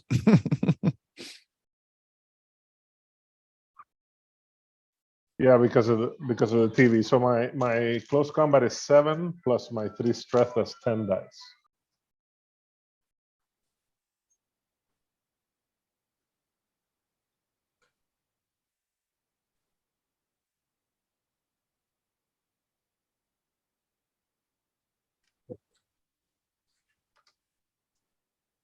Look at the muscle power in that roll. Mm.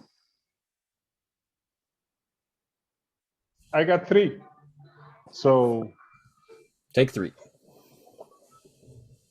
Armor piercing also, right? Yeah. 3 versus 3. We can still kind of make it.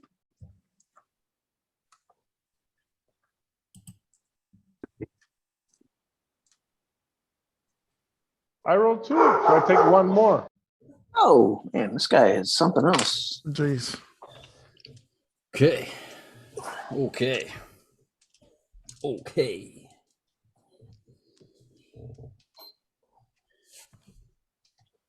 That's Kaminiski. Next is Hammett. So because Hammett was on LV 426 with the rest of the platoon, right? So he lived through that. And he says, as he turns the pulse rifle around, he says, let's hope those Joes blow like they did on the surface, and fires a grenade at the group of Joes. Do I add the 1 die from the pulse rifle for the grenade launch? No. I don't remember how the grenade goes. Boom. Okay, No, but I still range combat. Yeah. I still roll to hit, right? So range combat 6.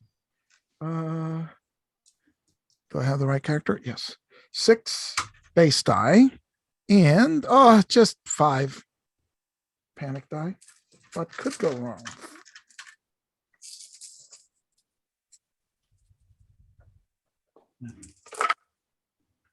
A lot could go wrong, but I should succeed if I make the panic roll. We'll see. Here we go.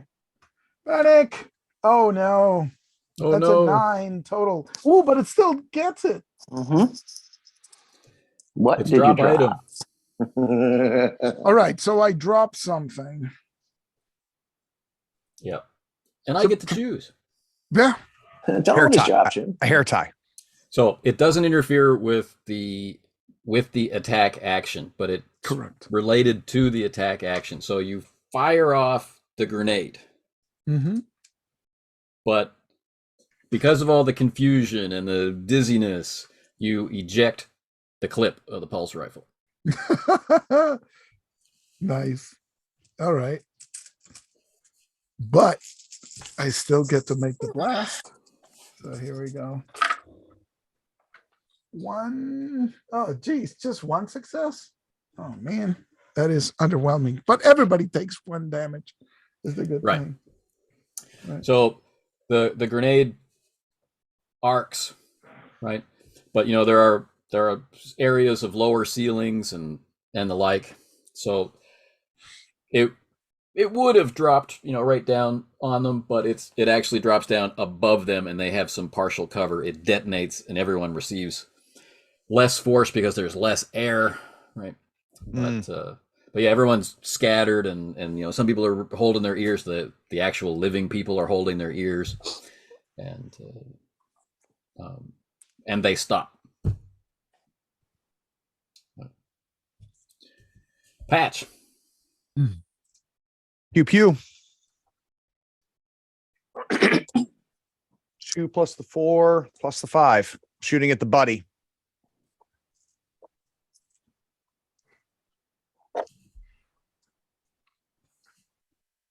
2 successes, 2 huggers. So panic die. This time it'll be +3. Is that where I am? Yeah. Or is it plus my stress? It's plus your stress level. Stress. My stress level. Okay. 7 again. 7 total. Okay. Nice. Yep. So, yeah. So your stress goes up by 1. Yep. So now Are you're we- at 8. Are we close enough to him to take the stress as well? Now you are. Yes. Yay! Hammett. Okay. Yay! So Baxter. I'm a total of 6 And stress. Baxter. All right, cool. Yes. No, you rolled 7 Right. the last time. So that put you at 7 stress. You rolled a 7 again this time. So that puts you at 8 stress. That is Wait, correct. just So trust wait me, a Anthony. Just second. trust what I say. Oh, so Well, hey- had you added it up already? Or no? Oh, that's true. Because if you don't, then we don't take the stress because now it becomes a tremble. Yay. So Yeah. we're back to 5 stress. Yes. Yeah, it would have been a tremble. Good call. Oh, Lord. Okay. Baxter. Well, But I don't. Well, hold on. But I still got a success, Yes. Oh, and that doesn't nullify it, right? No. right. It goes 2 through. successes. So I'm going to do the extra damage. Okay. Cool. Sorry.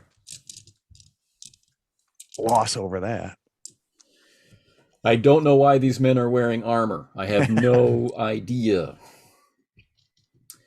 Okay. And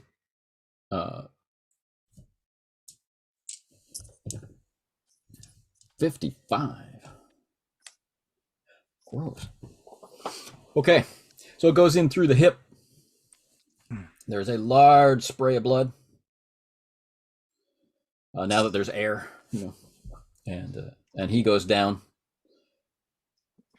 and doesn't seem to be getting up. You have maimed or killed 2, and I'm going to use this word advisedly, humans. Hmm.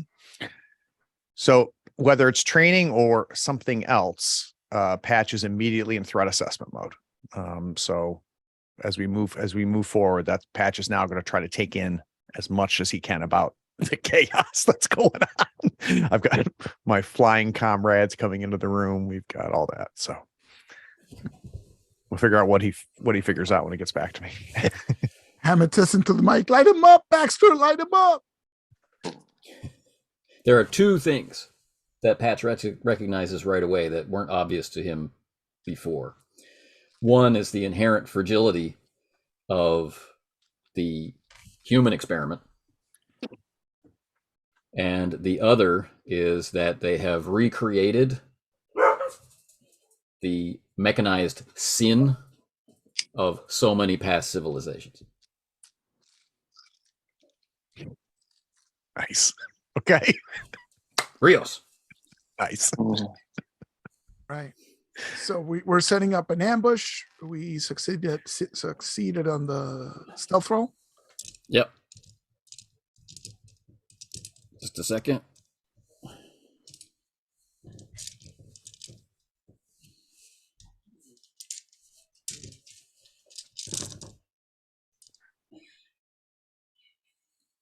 Yes. You waiting for me now?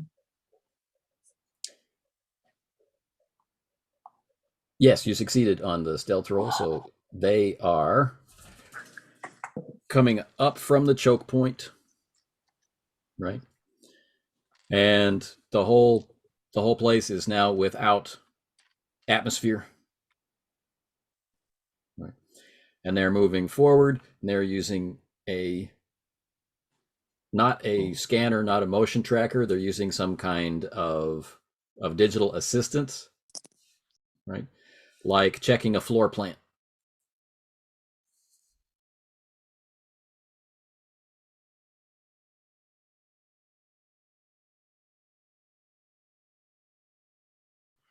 So you can see 3 of the 5 of them.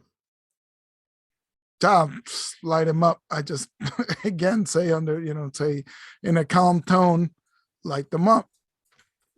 Okay.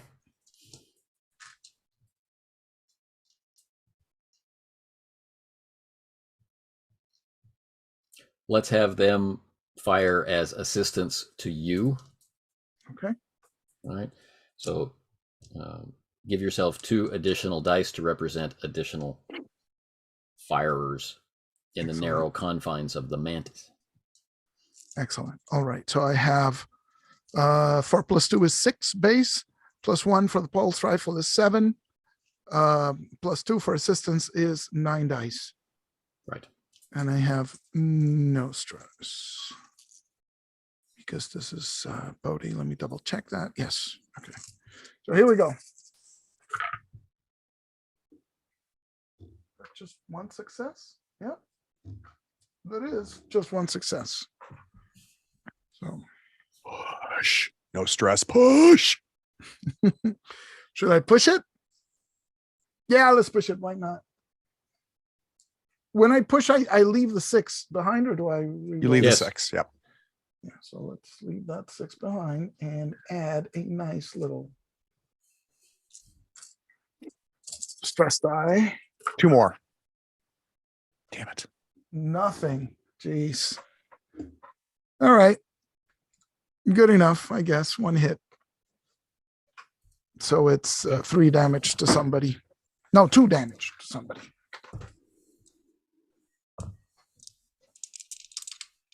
Oops. They have the good armor. But again, to no avail. And let's see. Oh, Rios, you tagged him through the leg and have obviously hit the femoral artery. So he's just slowing down, and within seconds, volume of blood is pouring out through the 2 punctures, and he's just not falling down because his magnetic boots. He's just kind of leaning up against the wall. Nice. Baxter. Oh, you're muted, Baxter. Well, that's probably good. Stumbling, bumbling, rolling into the air, through the airlock, rolling around, registering. Holy crap! I think it's Lim. Look at those fabulous shows. Boom! They're scattered. So I am aiming. I'm doing everything I can to aim for the one that I think is Lim, and I'm going on full auto fire. Yes. Adds another stress. Target priority Lim over the creature.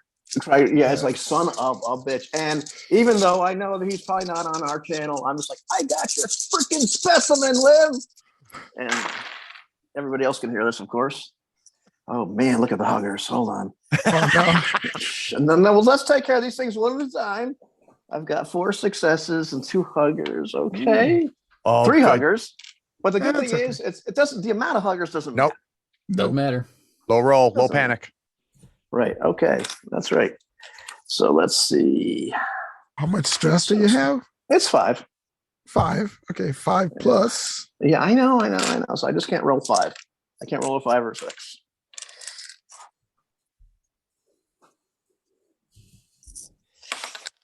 It's a 3, so it's an 8. So yeah, well, I was trembling before, so I guess I'm dropping an item now. It keeps going up, correct? Yep. Yeah. So the smart gun is, and so that's 6. And your stress goes up by 1 too. I forgot to add mine. So I've got 4 successes already. So yeah, I think that's good enough. I don't think I want to push this. I don't want to. Okay.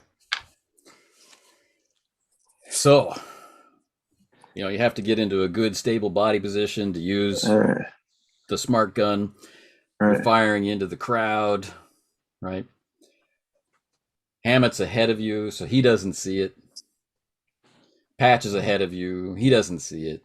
Kaminiski's behind you. He's the one that sees your oxygen tank separate from your suit.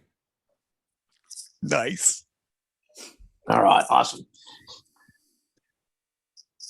Well, and he didn't. Yeah, well, he does hear the hissing noise.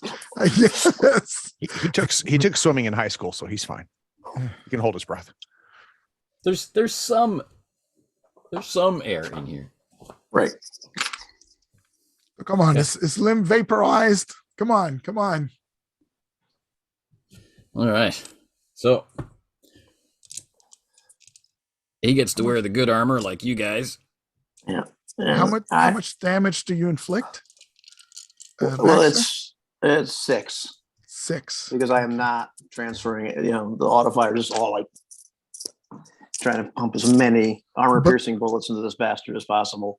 But the base damage for the smart gun Is 3. is 3, and you got 4 so success. Oh, that's Yeah, right. so One, mine 3 up. one to hit and 3 to bump Right. it up. One gives you the Right, 3 damage, and then So the it's 3 6, Yep. right? 6 damage. 6 damage. Yep. Before armor. Yep. Armor piercing. Which is but pretty good. 6 damage. Oh, armor So he's got the piercing. good armor, and he's surrounded by people who I'm going to categorize as furniture. Yeah. That's how he sees them. Exactly. So I'll be rolling 9 dice for armor. Wait, it's It's piercing. armor piercing. I will not roll 9 dice for armor. You just roll the cover, right? I'll roll. I'm gonna round up 5 dice. You won. 1. And Okay. Anthony, remind me, 5. does that get rid of a success, or does that just lower the damage? I can't remember how the armor works. Lowers the damage. Lowers the Just damage. lowers the damage. Lowers Okay, the damage. got it. So he takes.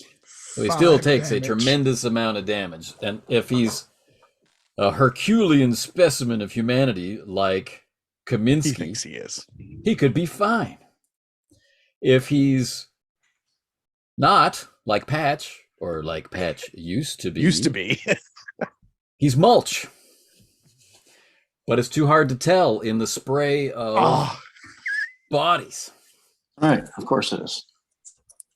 Kaminiski.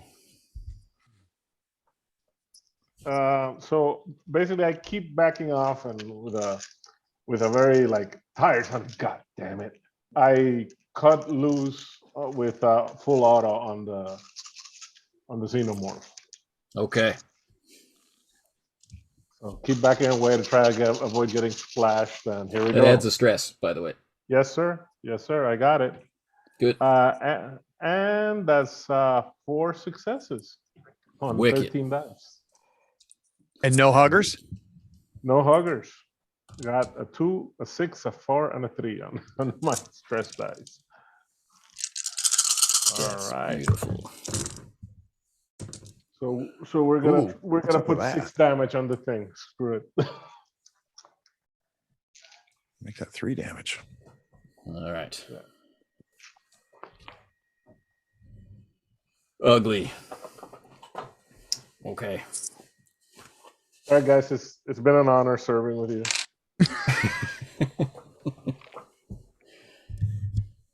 So it's my turn again. Yes, sir.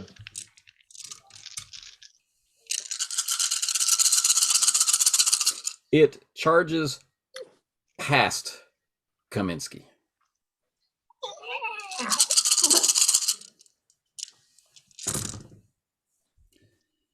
And heads for Baxter.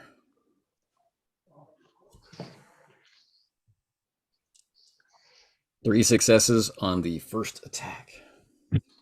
All right. Excellent. These things.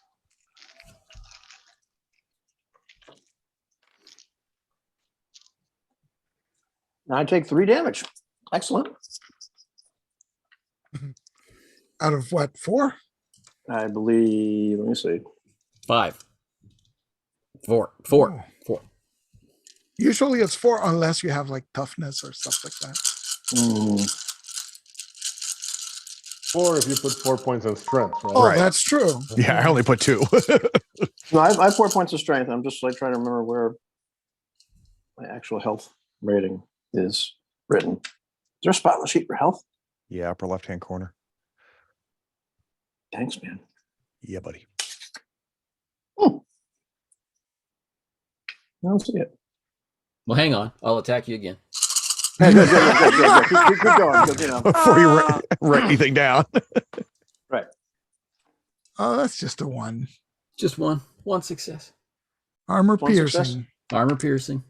So defend with 3 dice. Yeah. That would be, I'm taking that one as well. Okay, 2 damage. So yeah, 2 damage. So Oh, that's right. Yeah, okay. That's 5. I'm probably broken at this point because I don't have. This was the tail. This is the tail. Slams into Baxter. Would have hit his air tank if he'd had one. Hey, you know. Hey, maybe it would have hit the air tank and exploded like Jaws, right? But you know, then again, there's no atmosphere. So now, Baxter. Yes, sir. We're pretty sure that you're broken at this point. Oh yeah, we're pretty sure. You can see the barb tip of the tail protruding out through your chest. Cool. And that enables Baxter to see some kind of secretion or ejaculate. there's so many other words you Before can use. it rips out the side. Well, that's great. Wow. is this a coup de grace? Well, if it's broken, you just got to roll for the crit, right? Coup de grace. No, I'm kidding. He could use a coup de grace, right? So broken characters are defenseless, and he needs to roll a crit from being impaled. But I guess impaled is probably the crit. Probably. As it comes out, I get the ruptured jugular result, but I'll change that for something large and important in the chest that does the same thing. This is a fatal injury. Really? He's not dead yet. He's in the process of dying. He can be saved. Oh.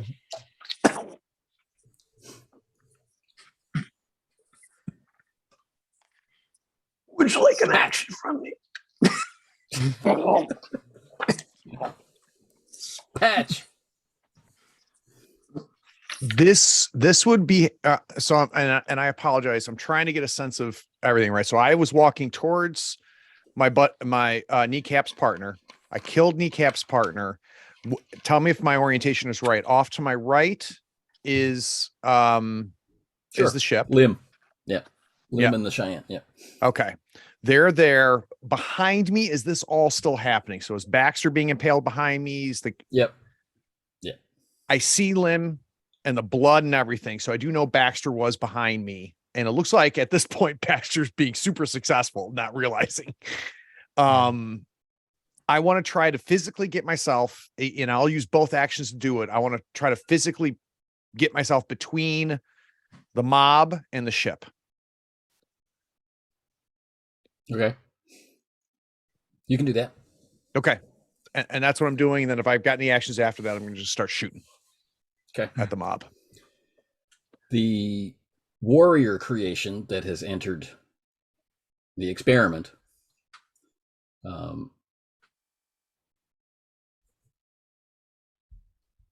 is operating successfully.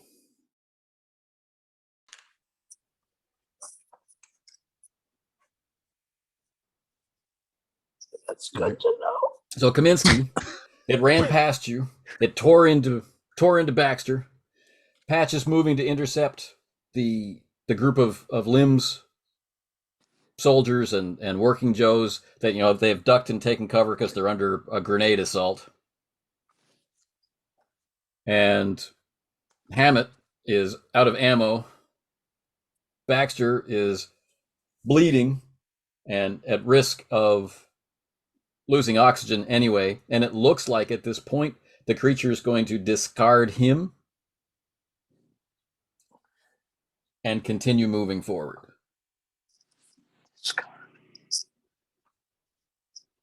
So we'll cut to Rios. Oh, okay. So Anthony, what's forward for the creature? Where's the creature headed? To the Cheyenne. To the Cheyenne. Okay. By the way, my health was 4. It's equal to strength. I forgot that. Yes. I had to look that up. Okay. So I took down. Rios took one. The guy in front, right? There are two that are probably two are visible, and obviously the other two are just holding back in case there's fire. So now everybody knows that everybody's shooting at everybody. Right. Okay. So I'm going to fire on your position. Go for it.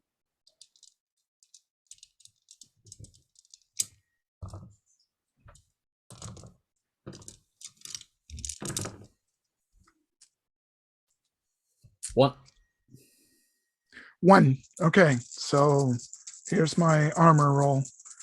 That cancels one.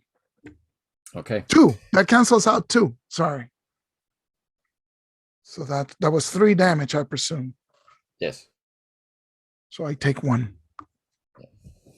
Okay. So, they're crouched low. They're moving down the hallway as best they can, even though the awkward gravity is playing with their mind because of how the hallway looks and how the hallway feels. And they're moving in their suits, and the Marine ahead of them didn't fall down, right? So they open fire, and there's ricochets in the narrow corridor, and Rios is hit by shrapnel.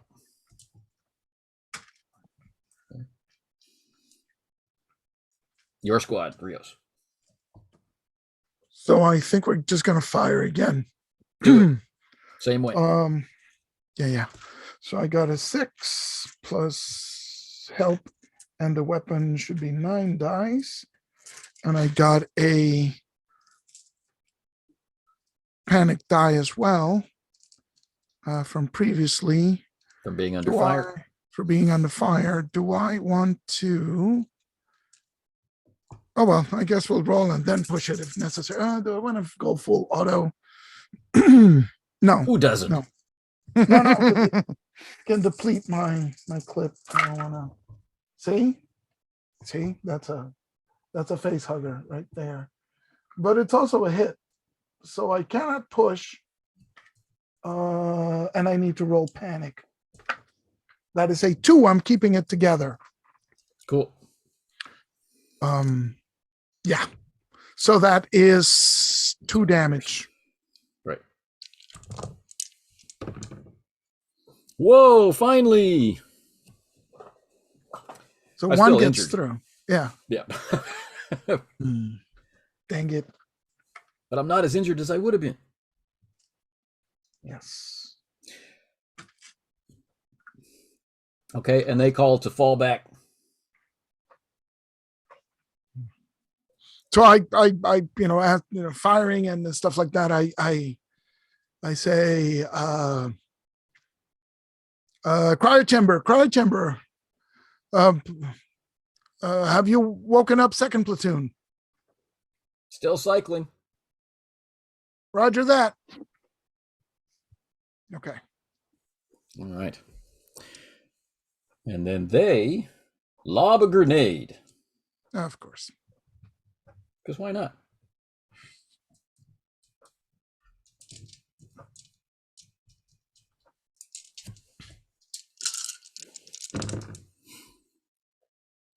Well, that doesn't go well for them. It does not reach your position.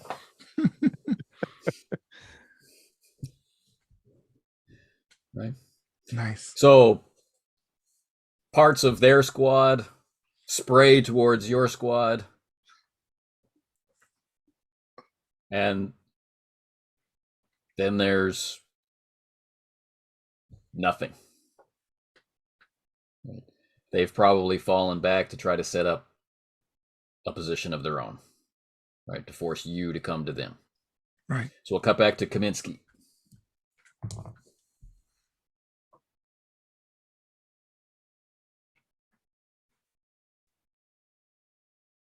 Kaminiski, you're muted. Yeah, I know. All right. So you had, Baxter, you had emptied your smart gun, right? Last. Full auto. I went full auto. Yeah. All right. So there's not much I can do right now other than as the xenomorph is charging forward, I pull out my pistol and shoot at it. Give me an aspirin. You could attempt. No, that'll make me bleed faster. No, I'll kill you fast. It'll make me bleed faster. So I kind of glance at Patch. I know that I don't even have to tell him to try and help Baxter. So I'm just gonna try and shoot at this thing. Well, so telling me I don't seem to be aware of it. Oh, you know where? Okay, so Patch, help Baxter, and then I'm going to shoot at this thing. So that's with your pistol. With my pistol, fast action to draw. Yep. And so that's my skill, the pistol dice, and stress dice.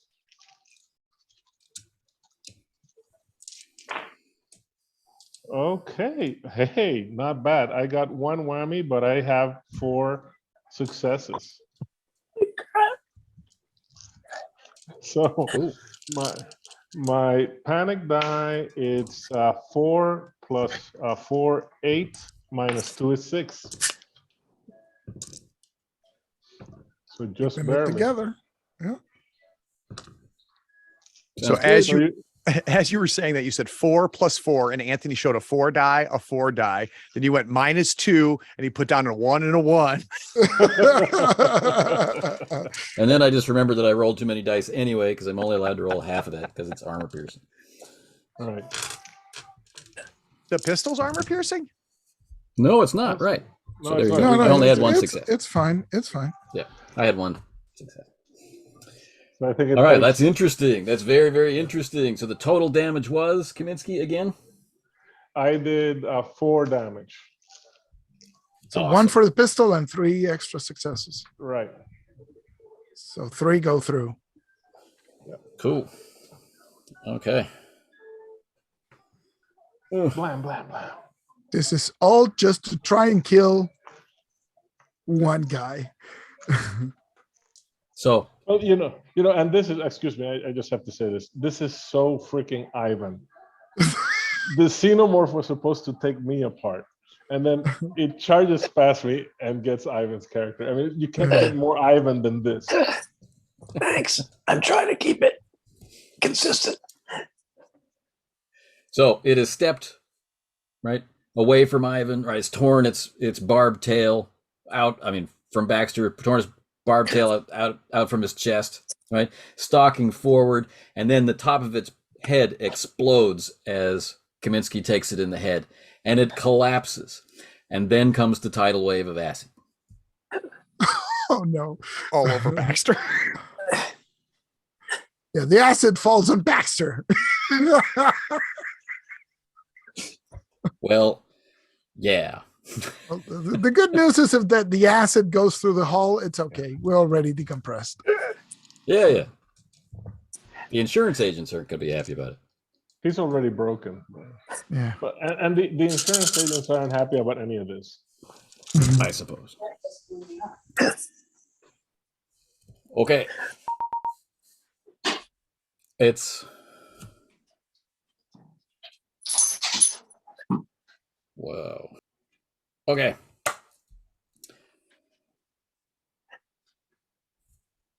That's 1 additional critical injury for Baxter. Yeah. Okay. Hopefully it's not another groin one. I can take a groin injury. Which is also fatal. It's eating into his gut, and it's also dissolving his armor. His armor is reduced by 1 point. Patch, you don't have much time. Yep. Okay. So I hear, is it to me? I'm sorry, Anthony. Yeah, it's you. Okay. I hear Kaminiski. Yeah. Stopping my tracks, turning back. I assume I can see the creature at this point. I heard what Kaminiski said. Bruce Willis fire 1 grenade towards the group as I Looney Tunes screech to a halt and start heading towards Baxter. But I want to get 1 shot in from my grenade launcher. Okay, let's process that shot. Okay, so that's 4 plus 2. and eight panic or 8 stress die. 8 stress dice? Really? Wow, you're stressed. Think about my situation. You want to trade places? All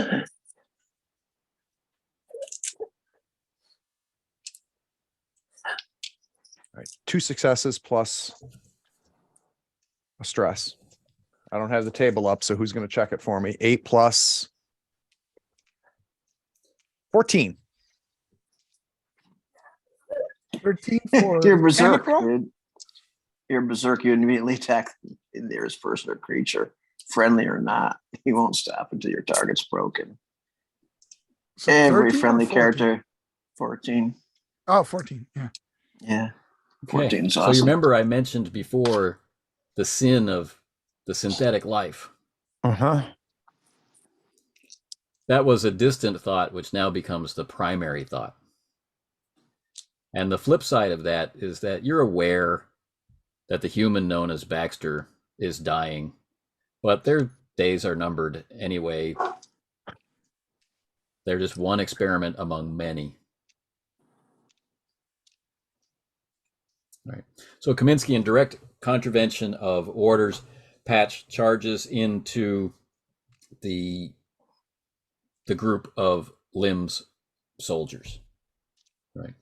So the working Joes have been trying to, move forward, and the mercs are various stages of injured from the grenade blasts. Right. Some of them not at all. Some of them a little bit. Okay. And yeah. But the grenade, I guess, isn't satisfying enough for Patch, right? There is the desire to rend. I think a free action to say, hey, we'll make a Marine out of him yet. In the dark corner of your mind. But the part we don't say out loud. Yeah, the other interesting news is that everybody gets to make a panic roll who just saw Patch. That is the other interesting news. Yes. Yeah. Eloy is reading my mind. So please, everyone, take 1 stress and roll panic. Baxter.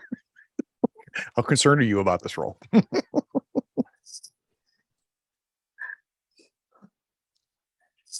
For the record, it says make an immediate panic roll, but it doesn't say take 1 stress. It doesn't say take 1 stress. But the good news is I roll a 7.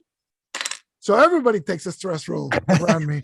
Everybody takes an extra stress. Oh, the stress level is coming from Baxter's death, Patch's transformation. Yeah.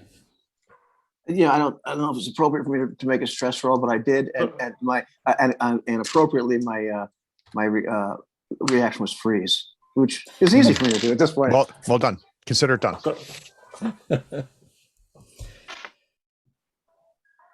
Okay. What was Kaminiski's result? I got a total of 6 also. You're good. Yeah.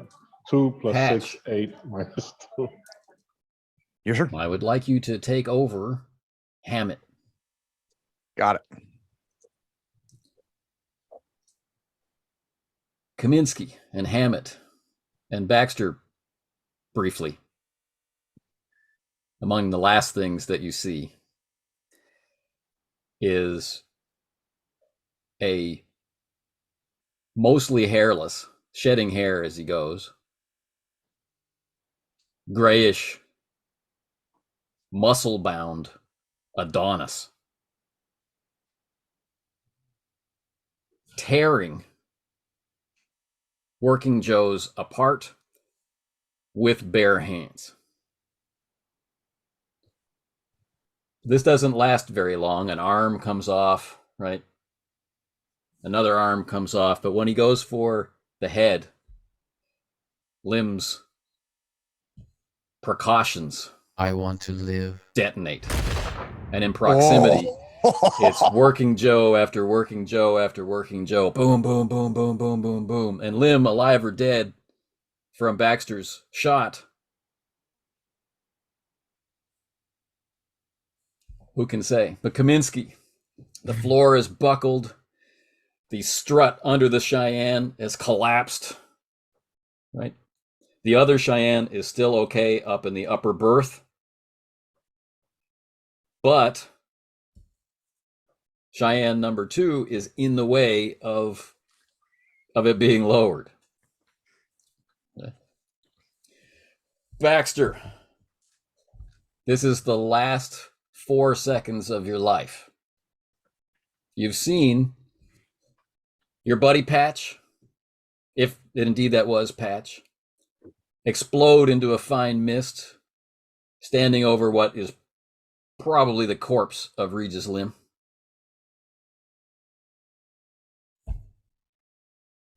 Any last words? Any message for your ex-wives?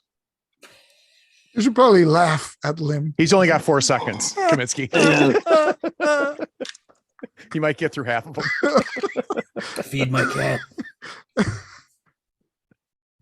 Clear my browser. Clear my history. Tell Jumper she missed her chance. Not a good nice. Nice. Very nice. Well done. So the last thing Baxter sees is his own blood spreading away from his body and cooking in the acid oozing from the alien's body as they merge between them. Cut away from Kaminiski to Rios.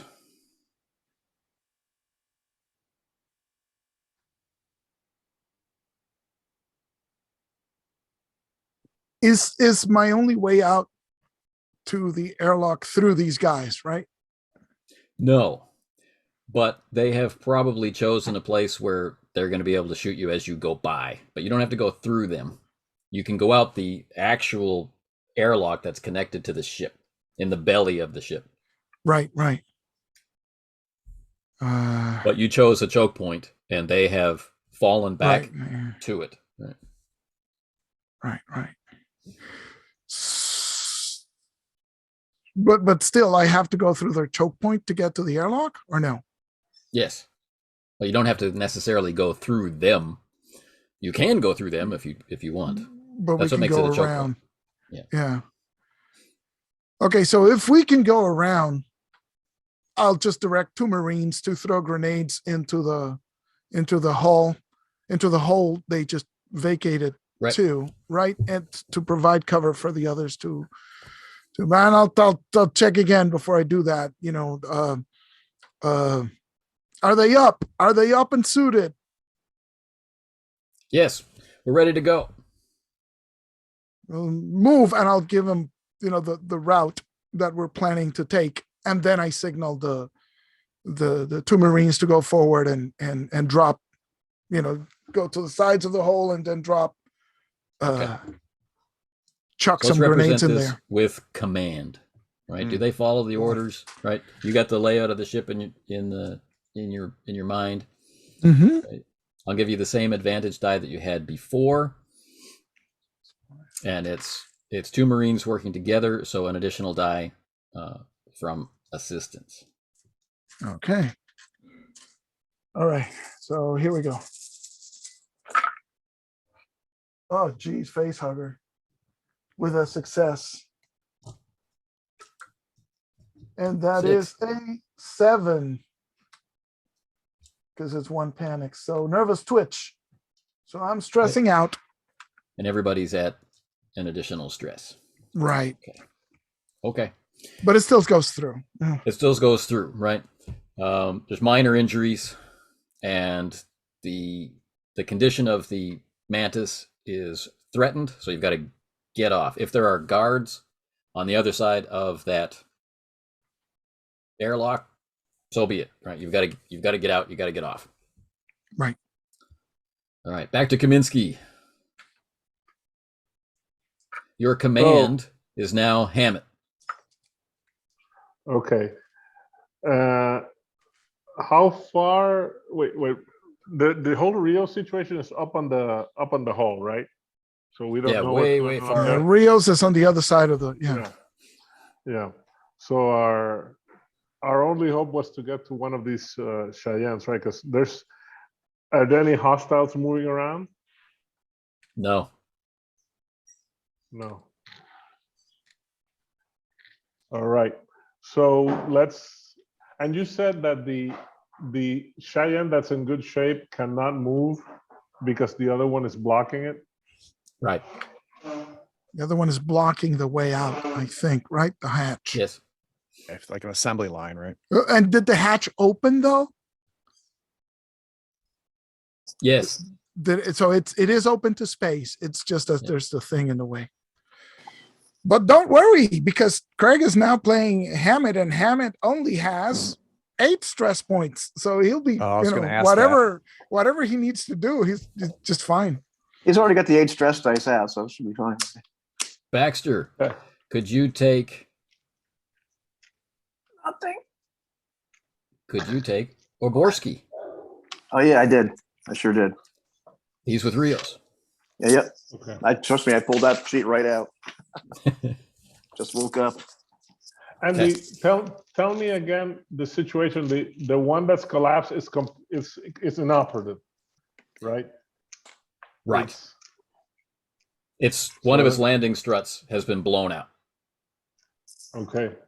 All right. So the question is, are there? Go ahead. So of course it's possible for techs and equipment to clear the wreck. Yeah. But that may not be you. Right. Okay.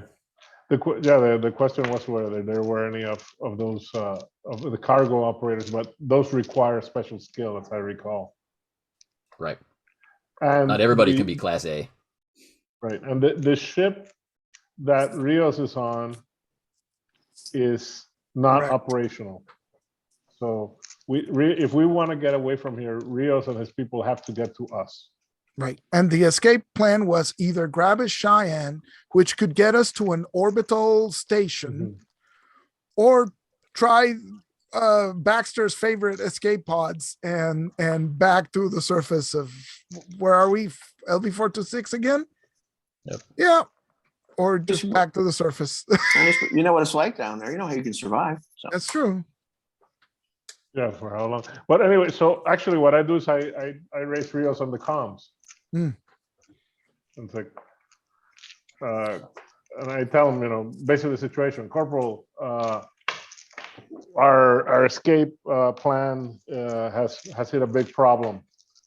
One of the Cheyennes is blocking the exit way.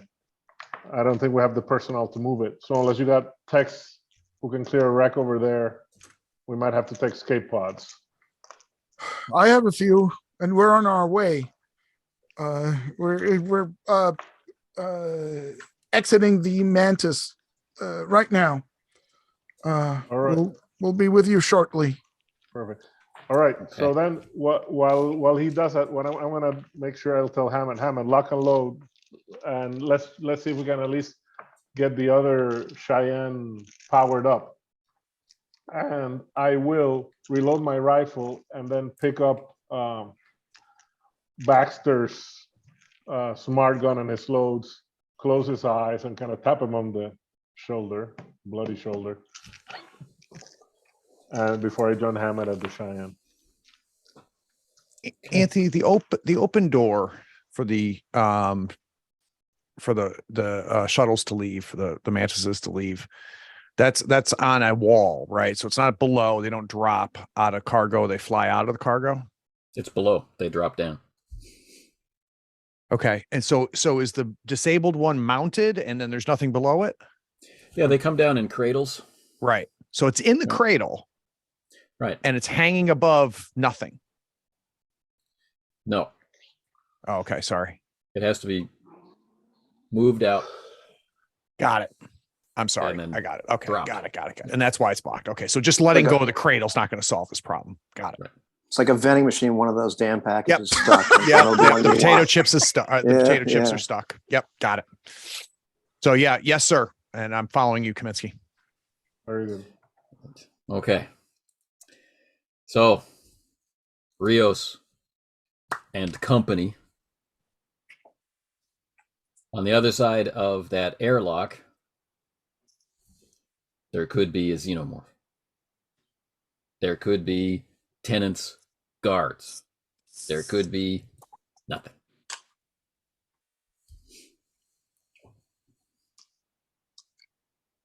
What are we doing, Corporal? We're opening the airlock and get ready to blast whatever lies on the other side of that door. I want it gone. And I ready my pulse rifle. Right. So this airlock, unlike any other airlock anywhere on this vessel, slides open. Actually works. Yes. And there's the tube. It's all been wrapped in plastic and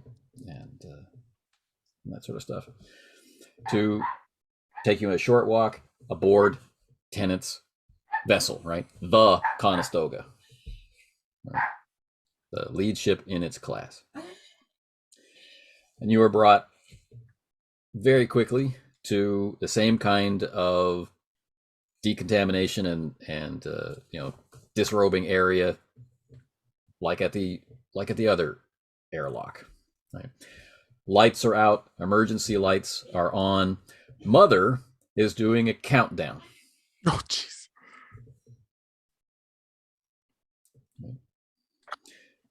You had been warned a while back of the catastrophic damage in the engine compartments. And Mother is predicting an explosion. Oof. What's the timer? 30 minutes. 30 minutes. Okay, so we got a little bit. So I'll relay that to Kaminiski. Sarge, Mother's predicting explosion in 30 minutes. We're on the Conestoga, making our way to you. Get your asses over here. If we have enough time to clear it, we'll do it. Otherwise, it looks like we have a nice retirement spot on the moon. On it. What was Oberski's MOS? What was his specialty? He was assault marine breacher. Gotcha. Okay. Hammett and Kaminiski, as you get into the Cheyenne, right? This is Cheyenne number 1, right? So it's the one designated to have its internals be an APC. Okay. Got it. So currently, it's a lot of open space and the cockpit. All right. Right. So there's not enough space in it for all of you. Right. Is there webbing on the thing on the walls that we can hold on to? Sure. Well, oh, I mean, no. Yeah, it's the drop compartment, is just empty. Yeah. So webbing and whatnot for all the fun that entails. All right. Once the Cheyenne is powered up, and as Rios' squad is making its way through the first corridors, you receive a staticky transmission. Right? From a ship that designated the Athabasca. This is a similar class to the Montebello.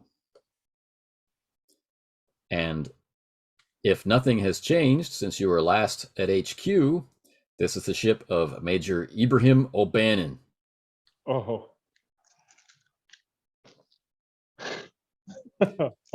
If nothing has changed, we have some hope then. All right, try to make contact with them.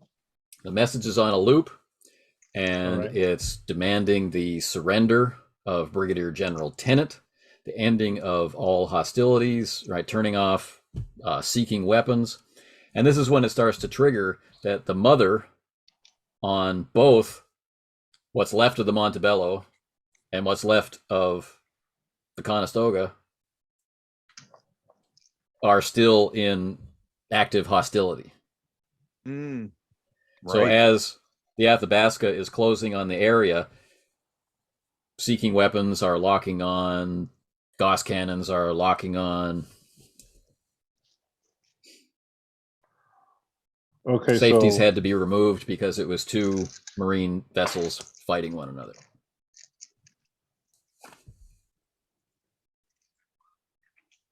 all right. So can we? I tell Rios about the message, and can we try to inactivate these defenses? Can we? Do we know enough? Because I mean, we're the ground pounders, so.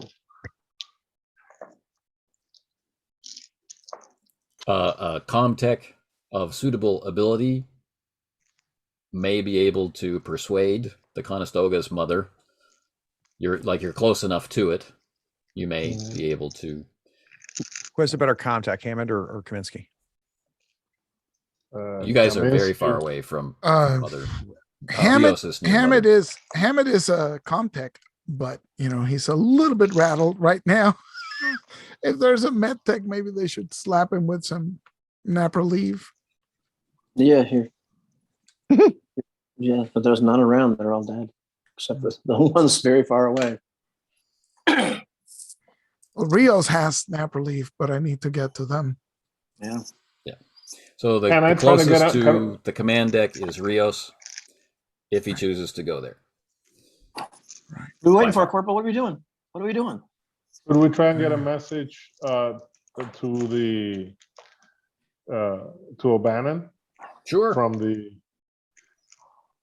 Cheyenne, yeah. From the Cheyenne.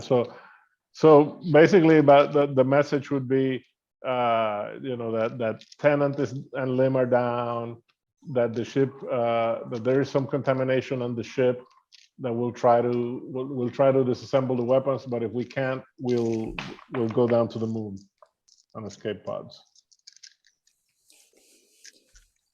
Sergeant Kaminiski, is this the contagion from your message about LV 426? Yes, sir. Though everybody alive is in vac suits and has shown no sign of infection. What are the signs of infection, Sergeant? Do you have a protocol? I guess we have the data we got from the from the lady, right? But we don't have anything else from the Weyland-Yutani lady, right? Is that, I'm asking the guys, right? Yeah. Like we had a conversation with her. Yeah. I don't know if we downloaded anything. I think we just heard what she said. I can't remember if we downloaded. Mostly panic from everybody talked about it. Not too much in terms of protocols, except this is terrible. What am I doing here? Right. So we don't have that sort of information. Marine, what I'm asking you is, can I trust that you can be decontaminated? Can I trust that you can be mixed with an unexposed population? Like I said, we had one man succumb to it, and nobody else has shown any signs of what he showed. Have you had any contact with any of these alien creatures? Not outside of a vac suit.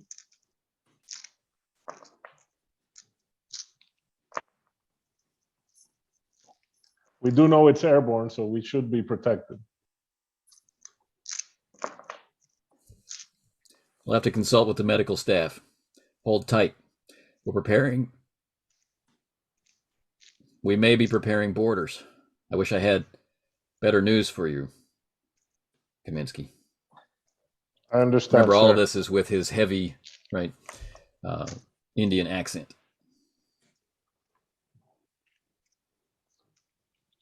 Understood, Rios. sir. Yes, sir. What are you and your squad doing?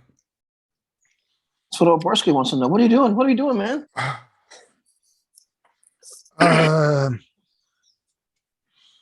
Okay.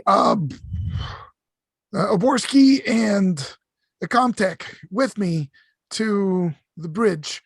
We need to shut down Mother. The rest of the platoon head straight to the hangar. See if you can clear the obstruction. If we can't, we'll switch to plan B and hit the escape pods. Keep me informed. We had 15 minutes to do this because I want a wide range of time. And so I'm going to take Baxter and somebody else, some contact Marine, see if we can deactivate the mother's or reestablish mother's safety protocols, right? I don't know if we can do the same for our ship from this bridge, but it's the only chance we have. You know you cannot. All right. Let's make it happen. So the squad splits, one double timing it down to the hangar bay where they will hook up with Kaminiski and Hammett. Rios and a smaller group heading up to the command deck once again. Right. And in the small cubicle for Mother, you find the Weyland-Yutani executive who has dragged the body of General Tenet all of that distance. Right? He's not a small guy, and she is not a large woman, right? So as he was bleeding out, she dragged him down the hallway.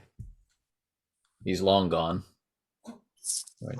When you find her, she's trying to use his biometrics to take control of Mother, but she's lost it. She's given into panic. She's just sitting, and she's got his blood on her face. She's just sitting on the floor, right? Just frustrated, and Mother has got a rejection, right? Access denied message flashing in green on the screen. And that's how you find her.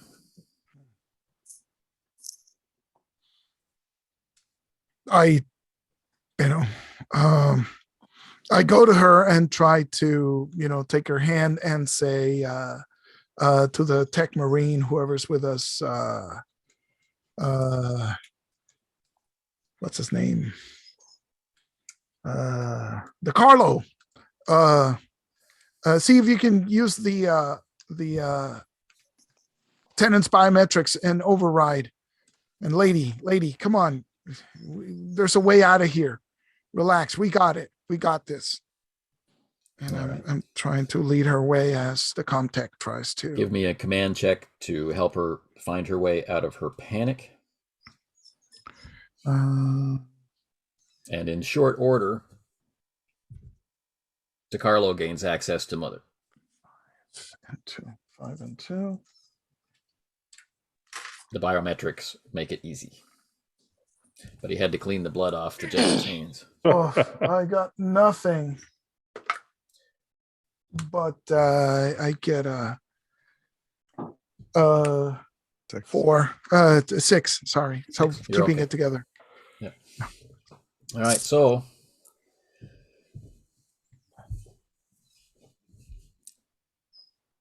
he's reading off, the Gauss cannons were depleted anyway, but the nuclear payloads were spinning up to launch against O'Bannon, so he's able to bring this down. Says there's nothing he can do about what's going on in engineering, right? This is just physics in action. Right. And Mother's been trying to shut down everything in engineering, but is unable because of the physical damage to the ship. Right. So I contact O'Bannon and let him know that we've reestablished safety protocols on this ship, but are unable to interact with the Mantis. With the Montebello. And I open up the Sarge as well. Sarge, how are we doing on clearing the obstruction? Well, that depends if the guys already got there. And all right, so hang on. So O'Bannon, right, commends you for your service. Excellent job, Corporal. I always knew I could count on you. we'll send a strike team to the Montebello.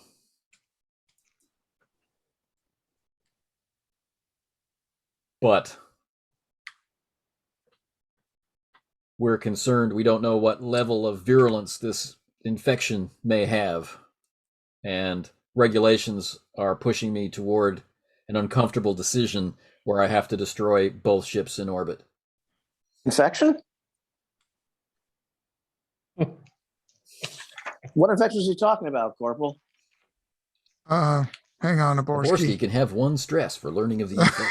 Yeah, and how much stress did I start with waking up, like thinking that I was going to be on a colony and instead being told that we are on a ship that's dying and we're That under happens attack? like every Tuesday. That's not stressful. Okay, so that's okay. That's not stress. All right, good.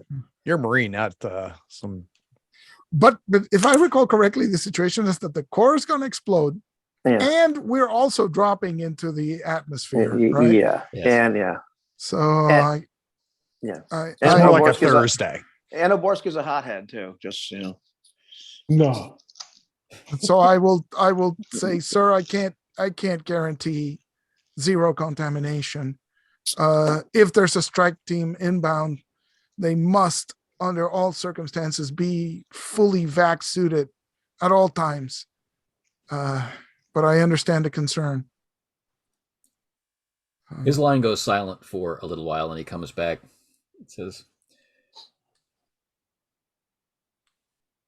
out of respect for you and your team, you have a 5-minute window to evacuate to the surface of LV-426. Jesus Christ. I understand, sir. Temper Phi. You got that, I'll speak right? to your family personally. I'll relay. Switch on a private channel to Kaminiski, and I tell Oberski, start moving. Get this woman to an escape pod.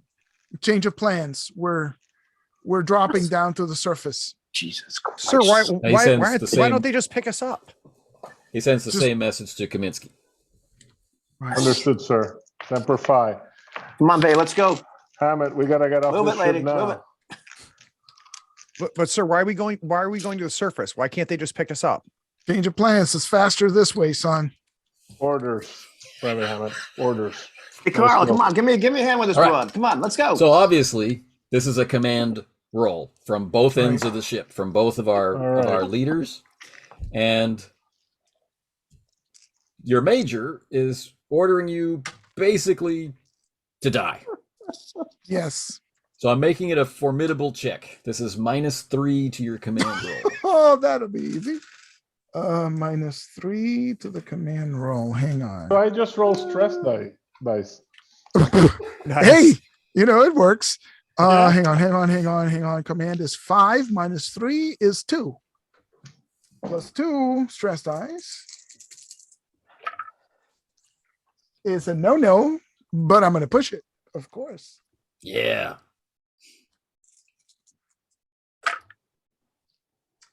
6. Look at that. Keep it together, Marine. You have orders. Move out. All right, I got 1 6 and 2 whammies. So let's go for the panic check. Let's go. All right, that's 8 minus 2, 6. Wait a minute. Wait a minute. Die. Like they're not going to pick us up later. I'm pissed off. I'm resisting this. Now that you're telling me. And I get +2 to my roll against manipulation because I'm a hothead. That's right. And I get 1 success. And how many successes did Rios have? 1. Stalemate. Stand down, Marine. Well, listen, I'm not taking her. There's got to be a different way. They're not going to pick us up later. Just put her in a pod, Marine. We'll worry about it when we hit the surface. This ship is going to explode, and we are falling into the planet. We're going down one way or another, son. Son of a bitch. I'm Mother grabbing this says, one. remote detonation protocol Nice. authorized. Major Ibrahim O'Bannon commanding. You have 10 minutes I'm not being very nice as I grab and drag this woman towards the cargo bay. It's going to be a very unpleasant trip for her. I'm very pissed off. With her little Weyland-Yutani pin. Oh, yeah. Logo. Yeah. Okay. You meet up. Given the time available, clearing the flight deck and taking the Cheyenne down seems impossible. Yeah, we're going to escape pods. We're clear on that. All right. Wait a minute. Isn't Jumper conscious? Isn't Jumper escape conscious? pods and the missile pods. Jumper's conscious, but we can't get the Cheyenne working. Can't Jumper? Can't she fly that other one? Even despite the fact that it's crippled. If anybody can, she can. But it's stuck. Not the stuck one, the other one. So fly around it? Theoretically, Can we fly out of? Theoretically, on a perfect day, she might be able to fly it off of that berth and thread the needle through. So she explains that to us, right? Yes.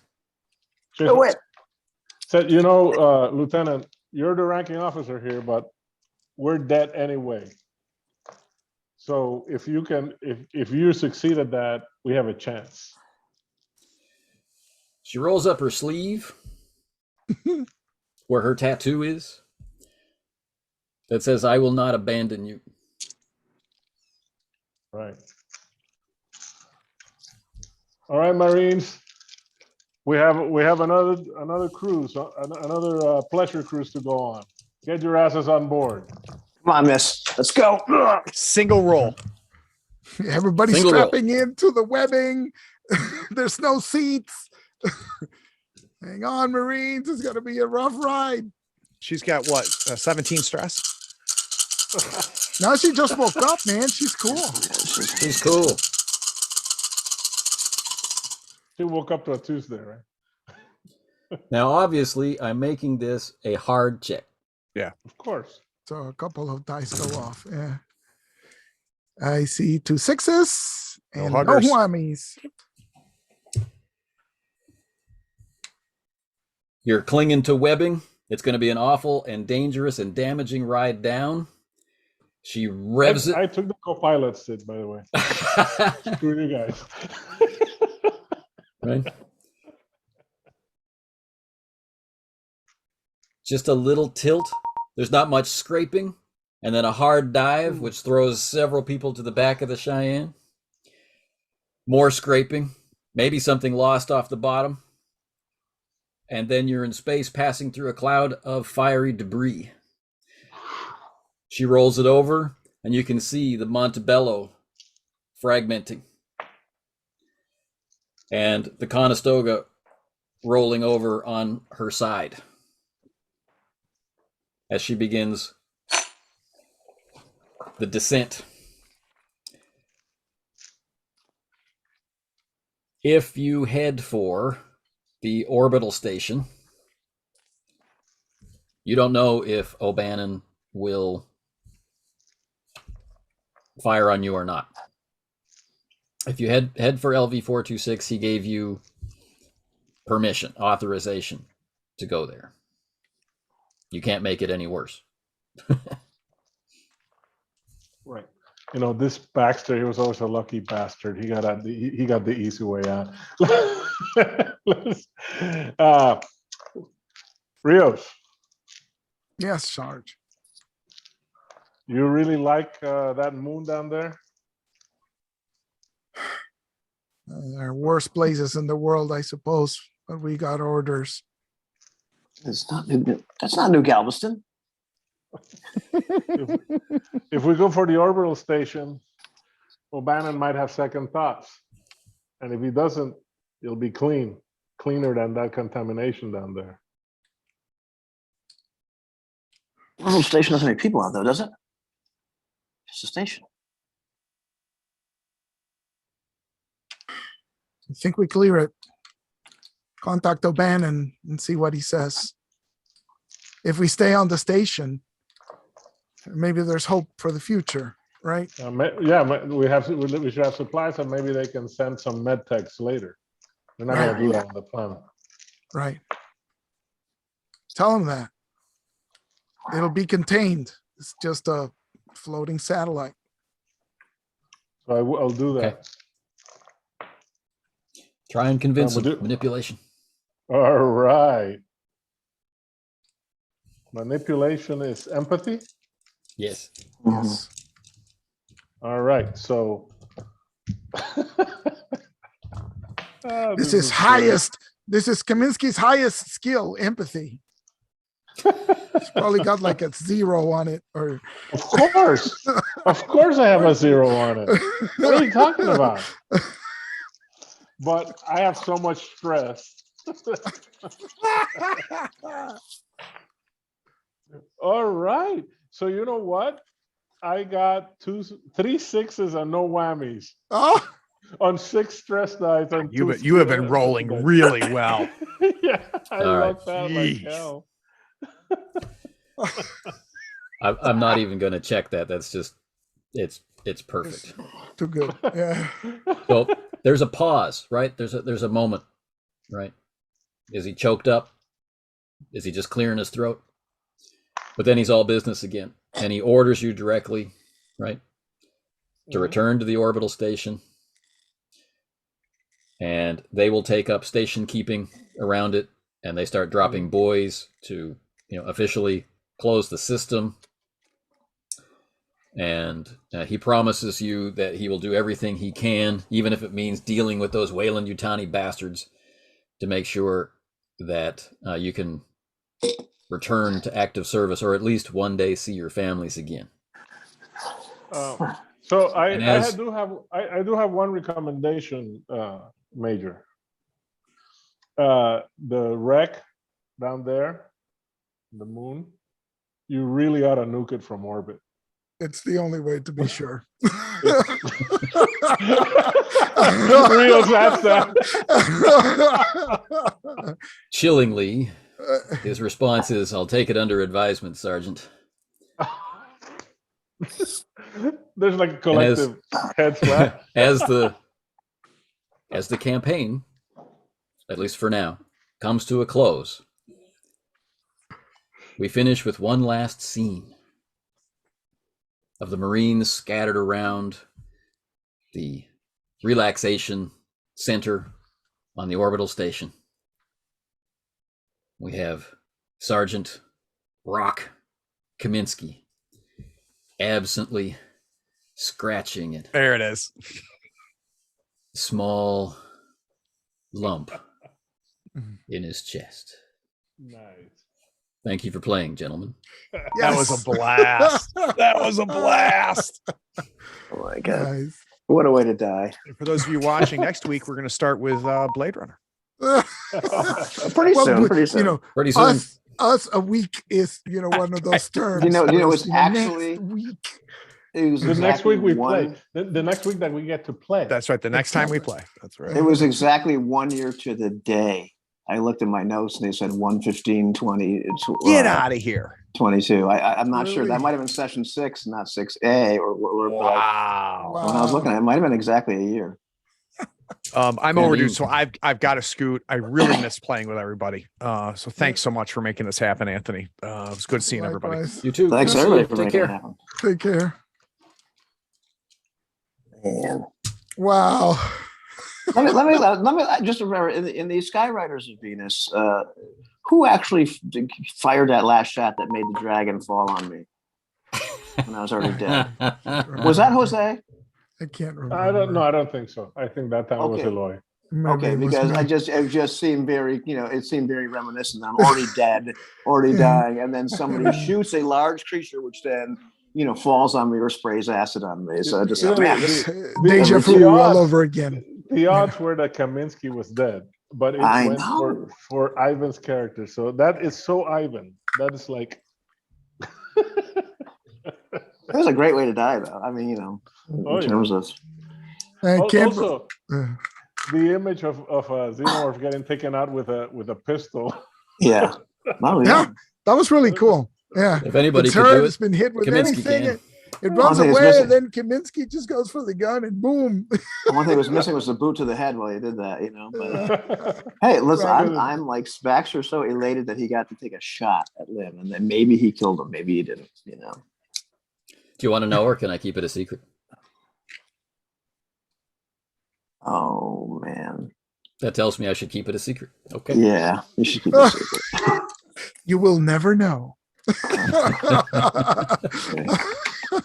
I think it's remarkable that Hammett made it with 8 panic on 8 stress on his. Hey, I'm like just elated. I got to play Marcin Oberski for like a minute. You know, pretty A cool. minute. It's nice to have that second character just to pull out, isn't it? Yeah. And all right, and fellas. that the character could come out. You know. Yeah, that was great. I was like so excited I could resist a command roll. I'm not doing that. And we got the whole crew out, even if they all die at the station at the end, right? At least we got them out of cryosleep, and you know. Yeah. I think jumper flying us out was one of the high points of the session. That was a good idea. I will not abandon you. Like, all right, that's cool. So technically, we only lost Patch on this whole. And Baxter. That's true. That's right. You've already forgotten Baxter. I forgot. Right there, buddy. Who else did we say? No. I forgot because of you're smart. Because you were right playing there. Oberski. You were playing Oberski. Yeah, I know. Yeah, that's a 50% attrition. Well, 100% at the end, but you know.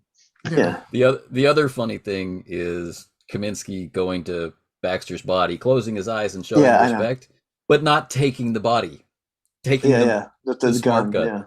Yeah. So that's what hey, listen, I'm dead now. I got no use. I get no use for that. Yeah.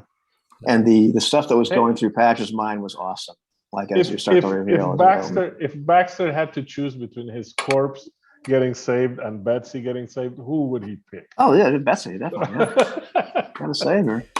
Well, what I also like about this is that long ago, in a very early one, Ivan recorded his thoughts, right? Like talking to himself and talking to Patch when you're on LV426.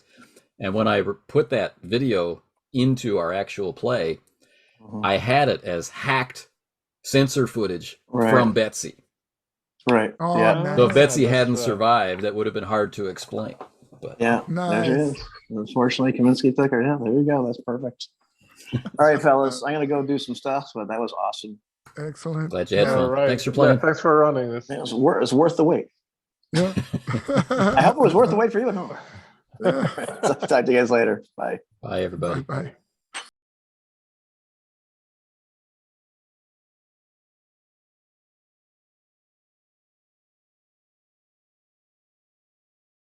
Got it.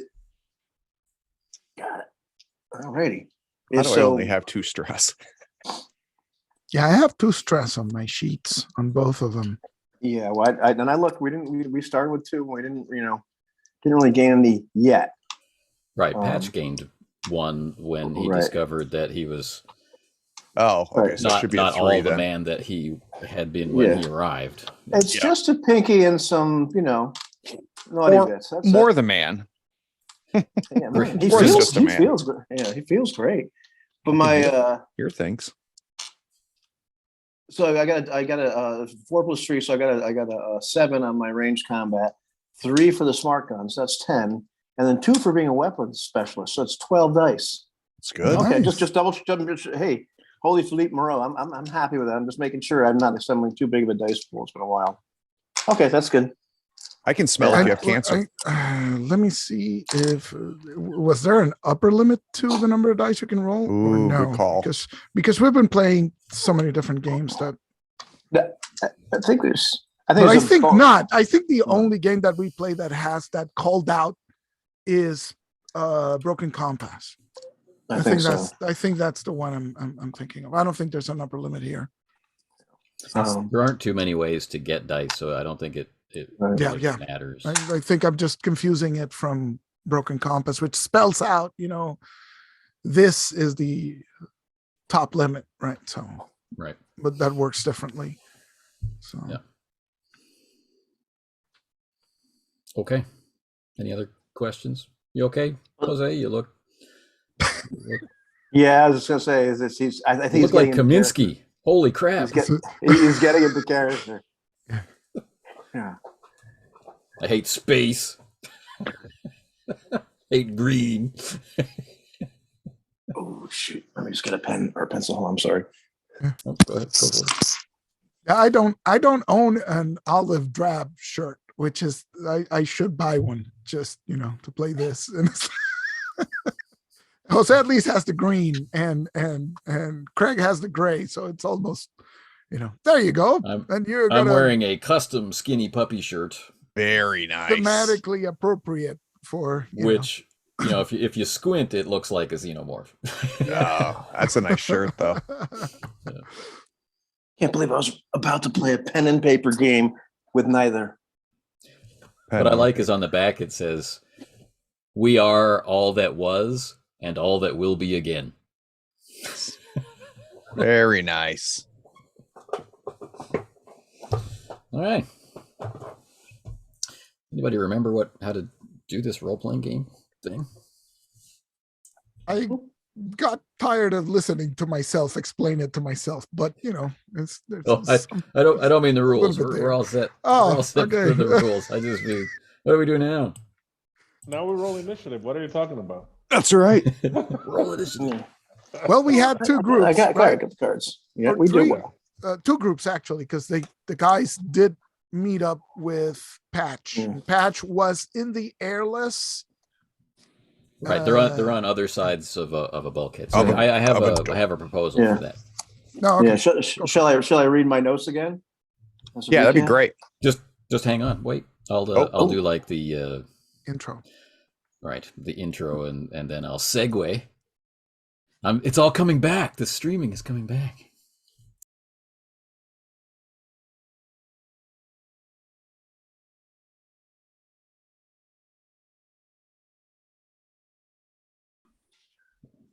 One more, please.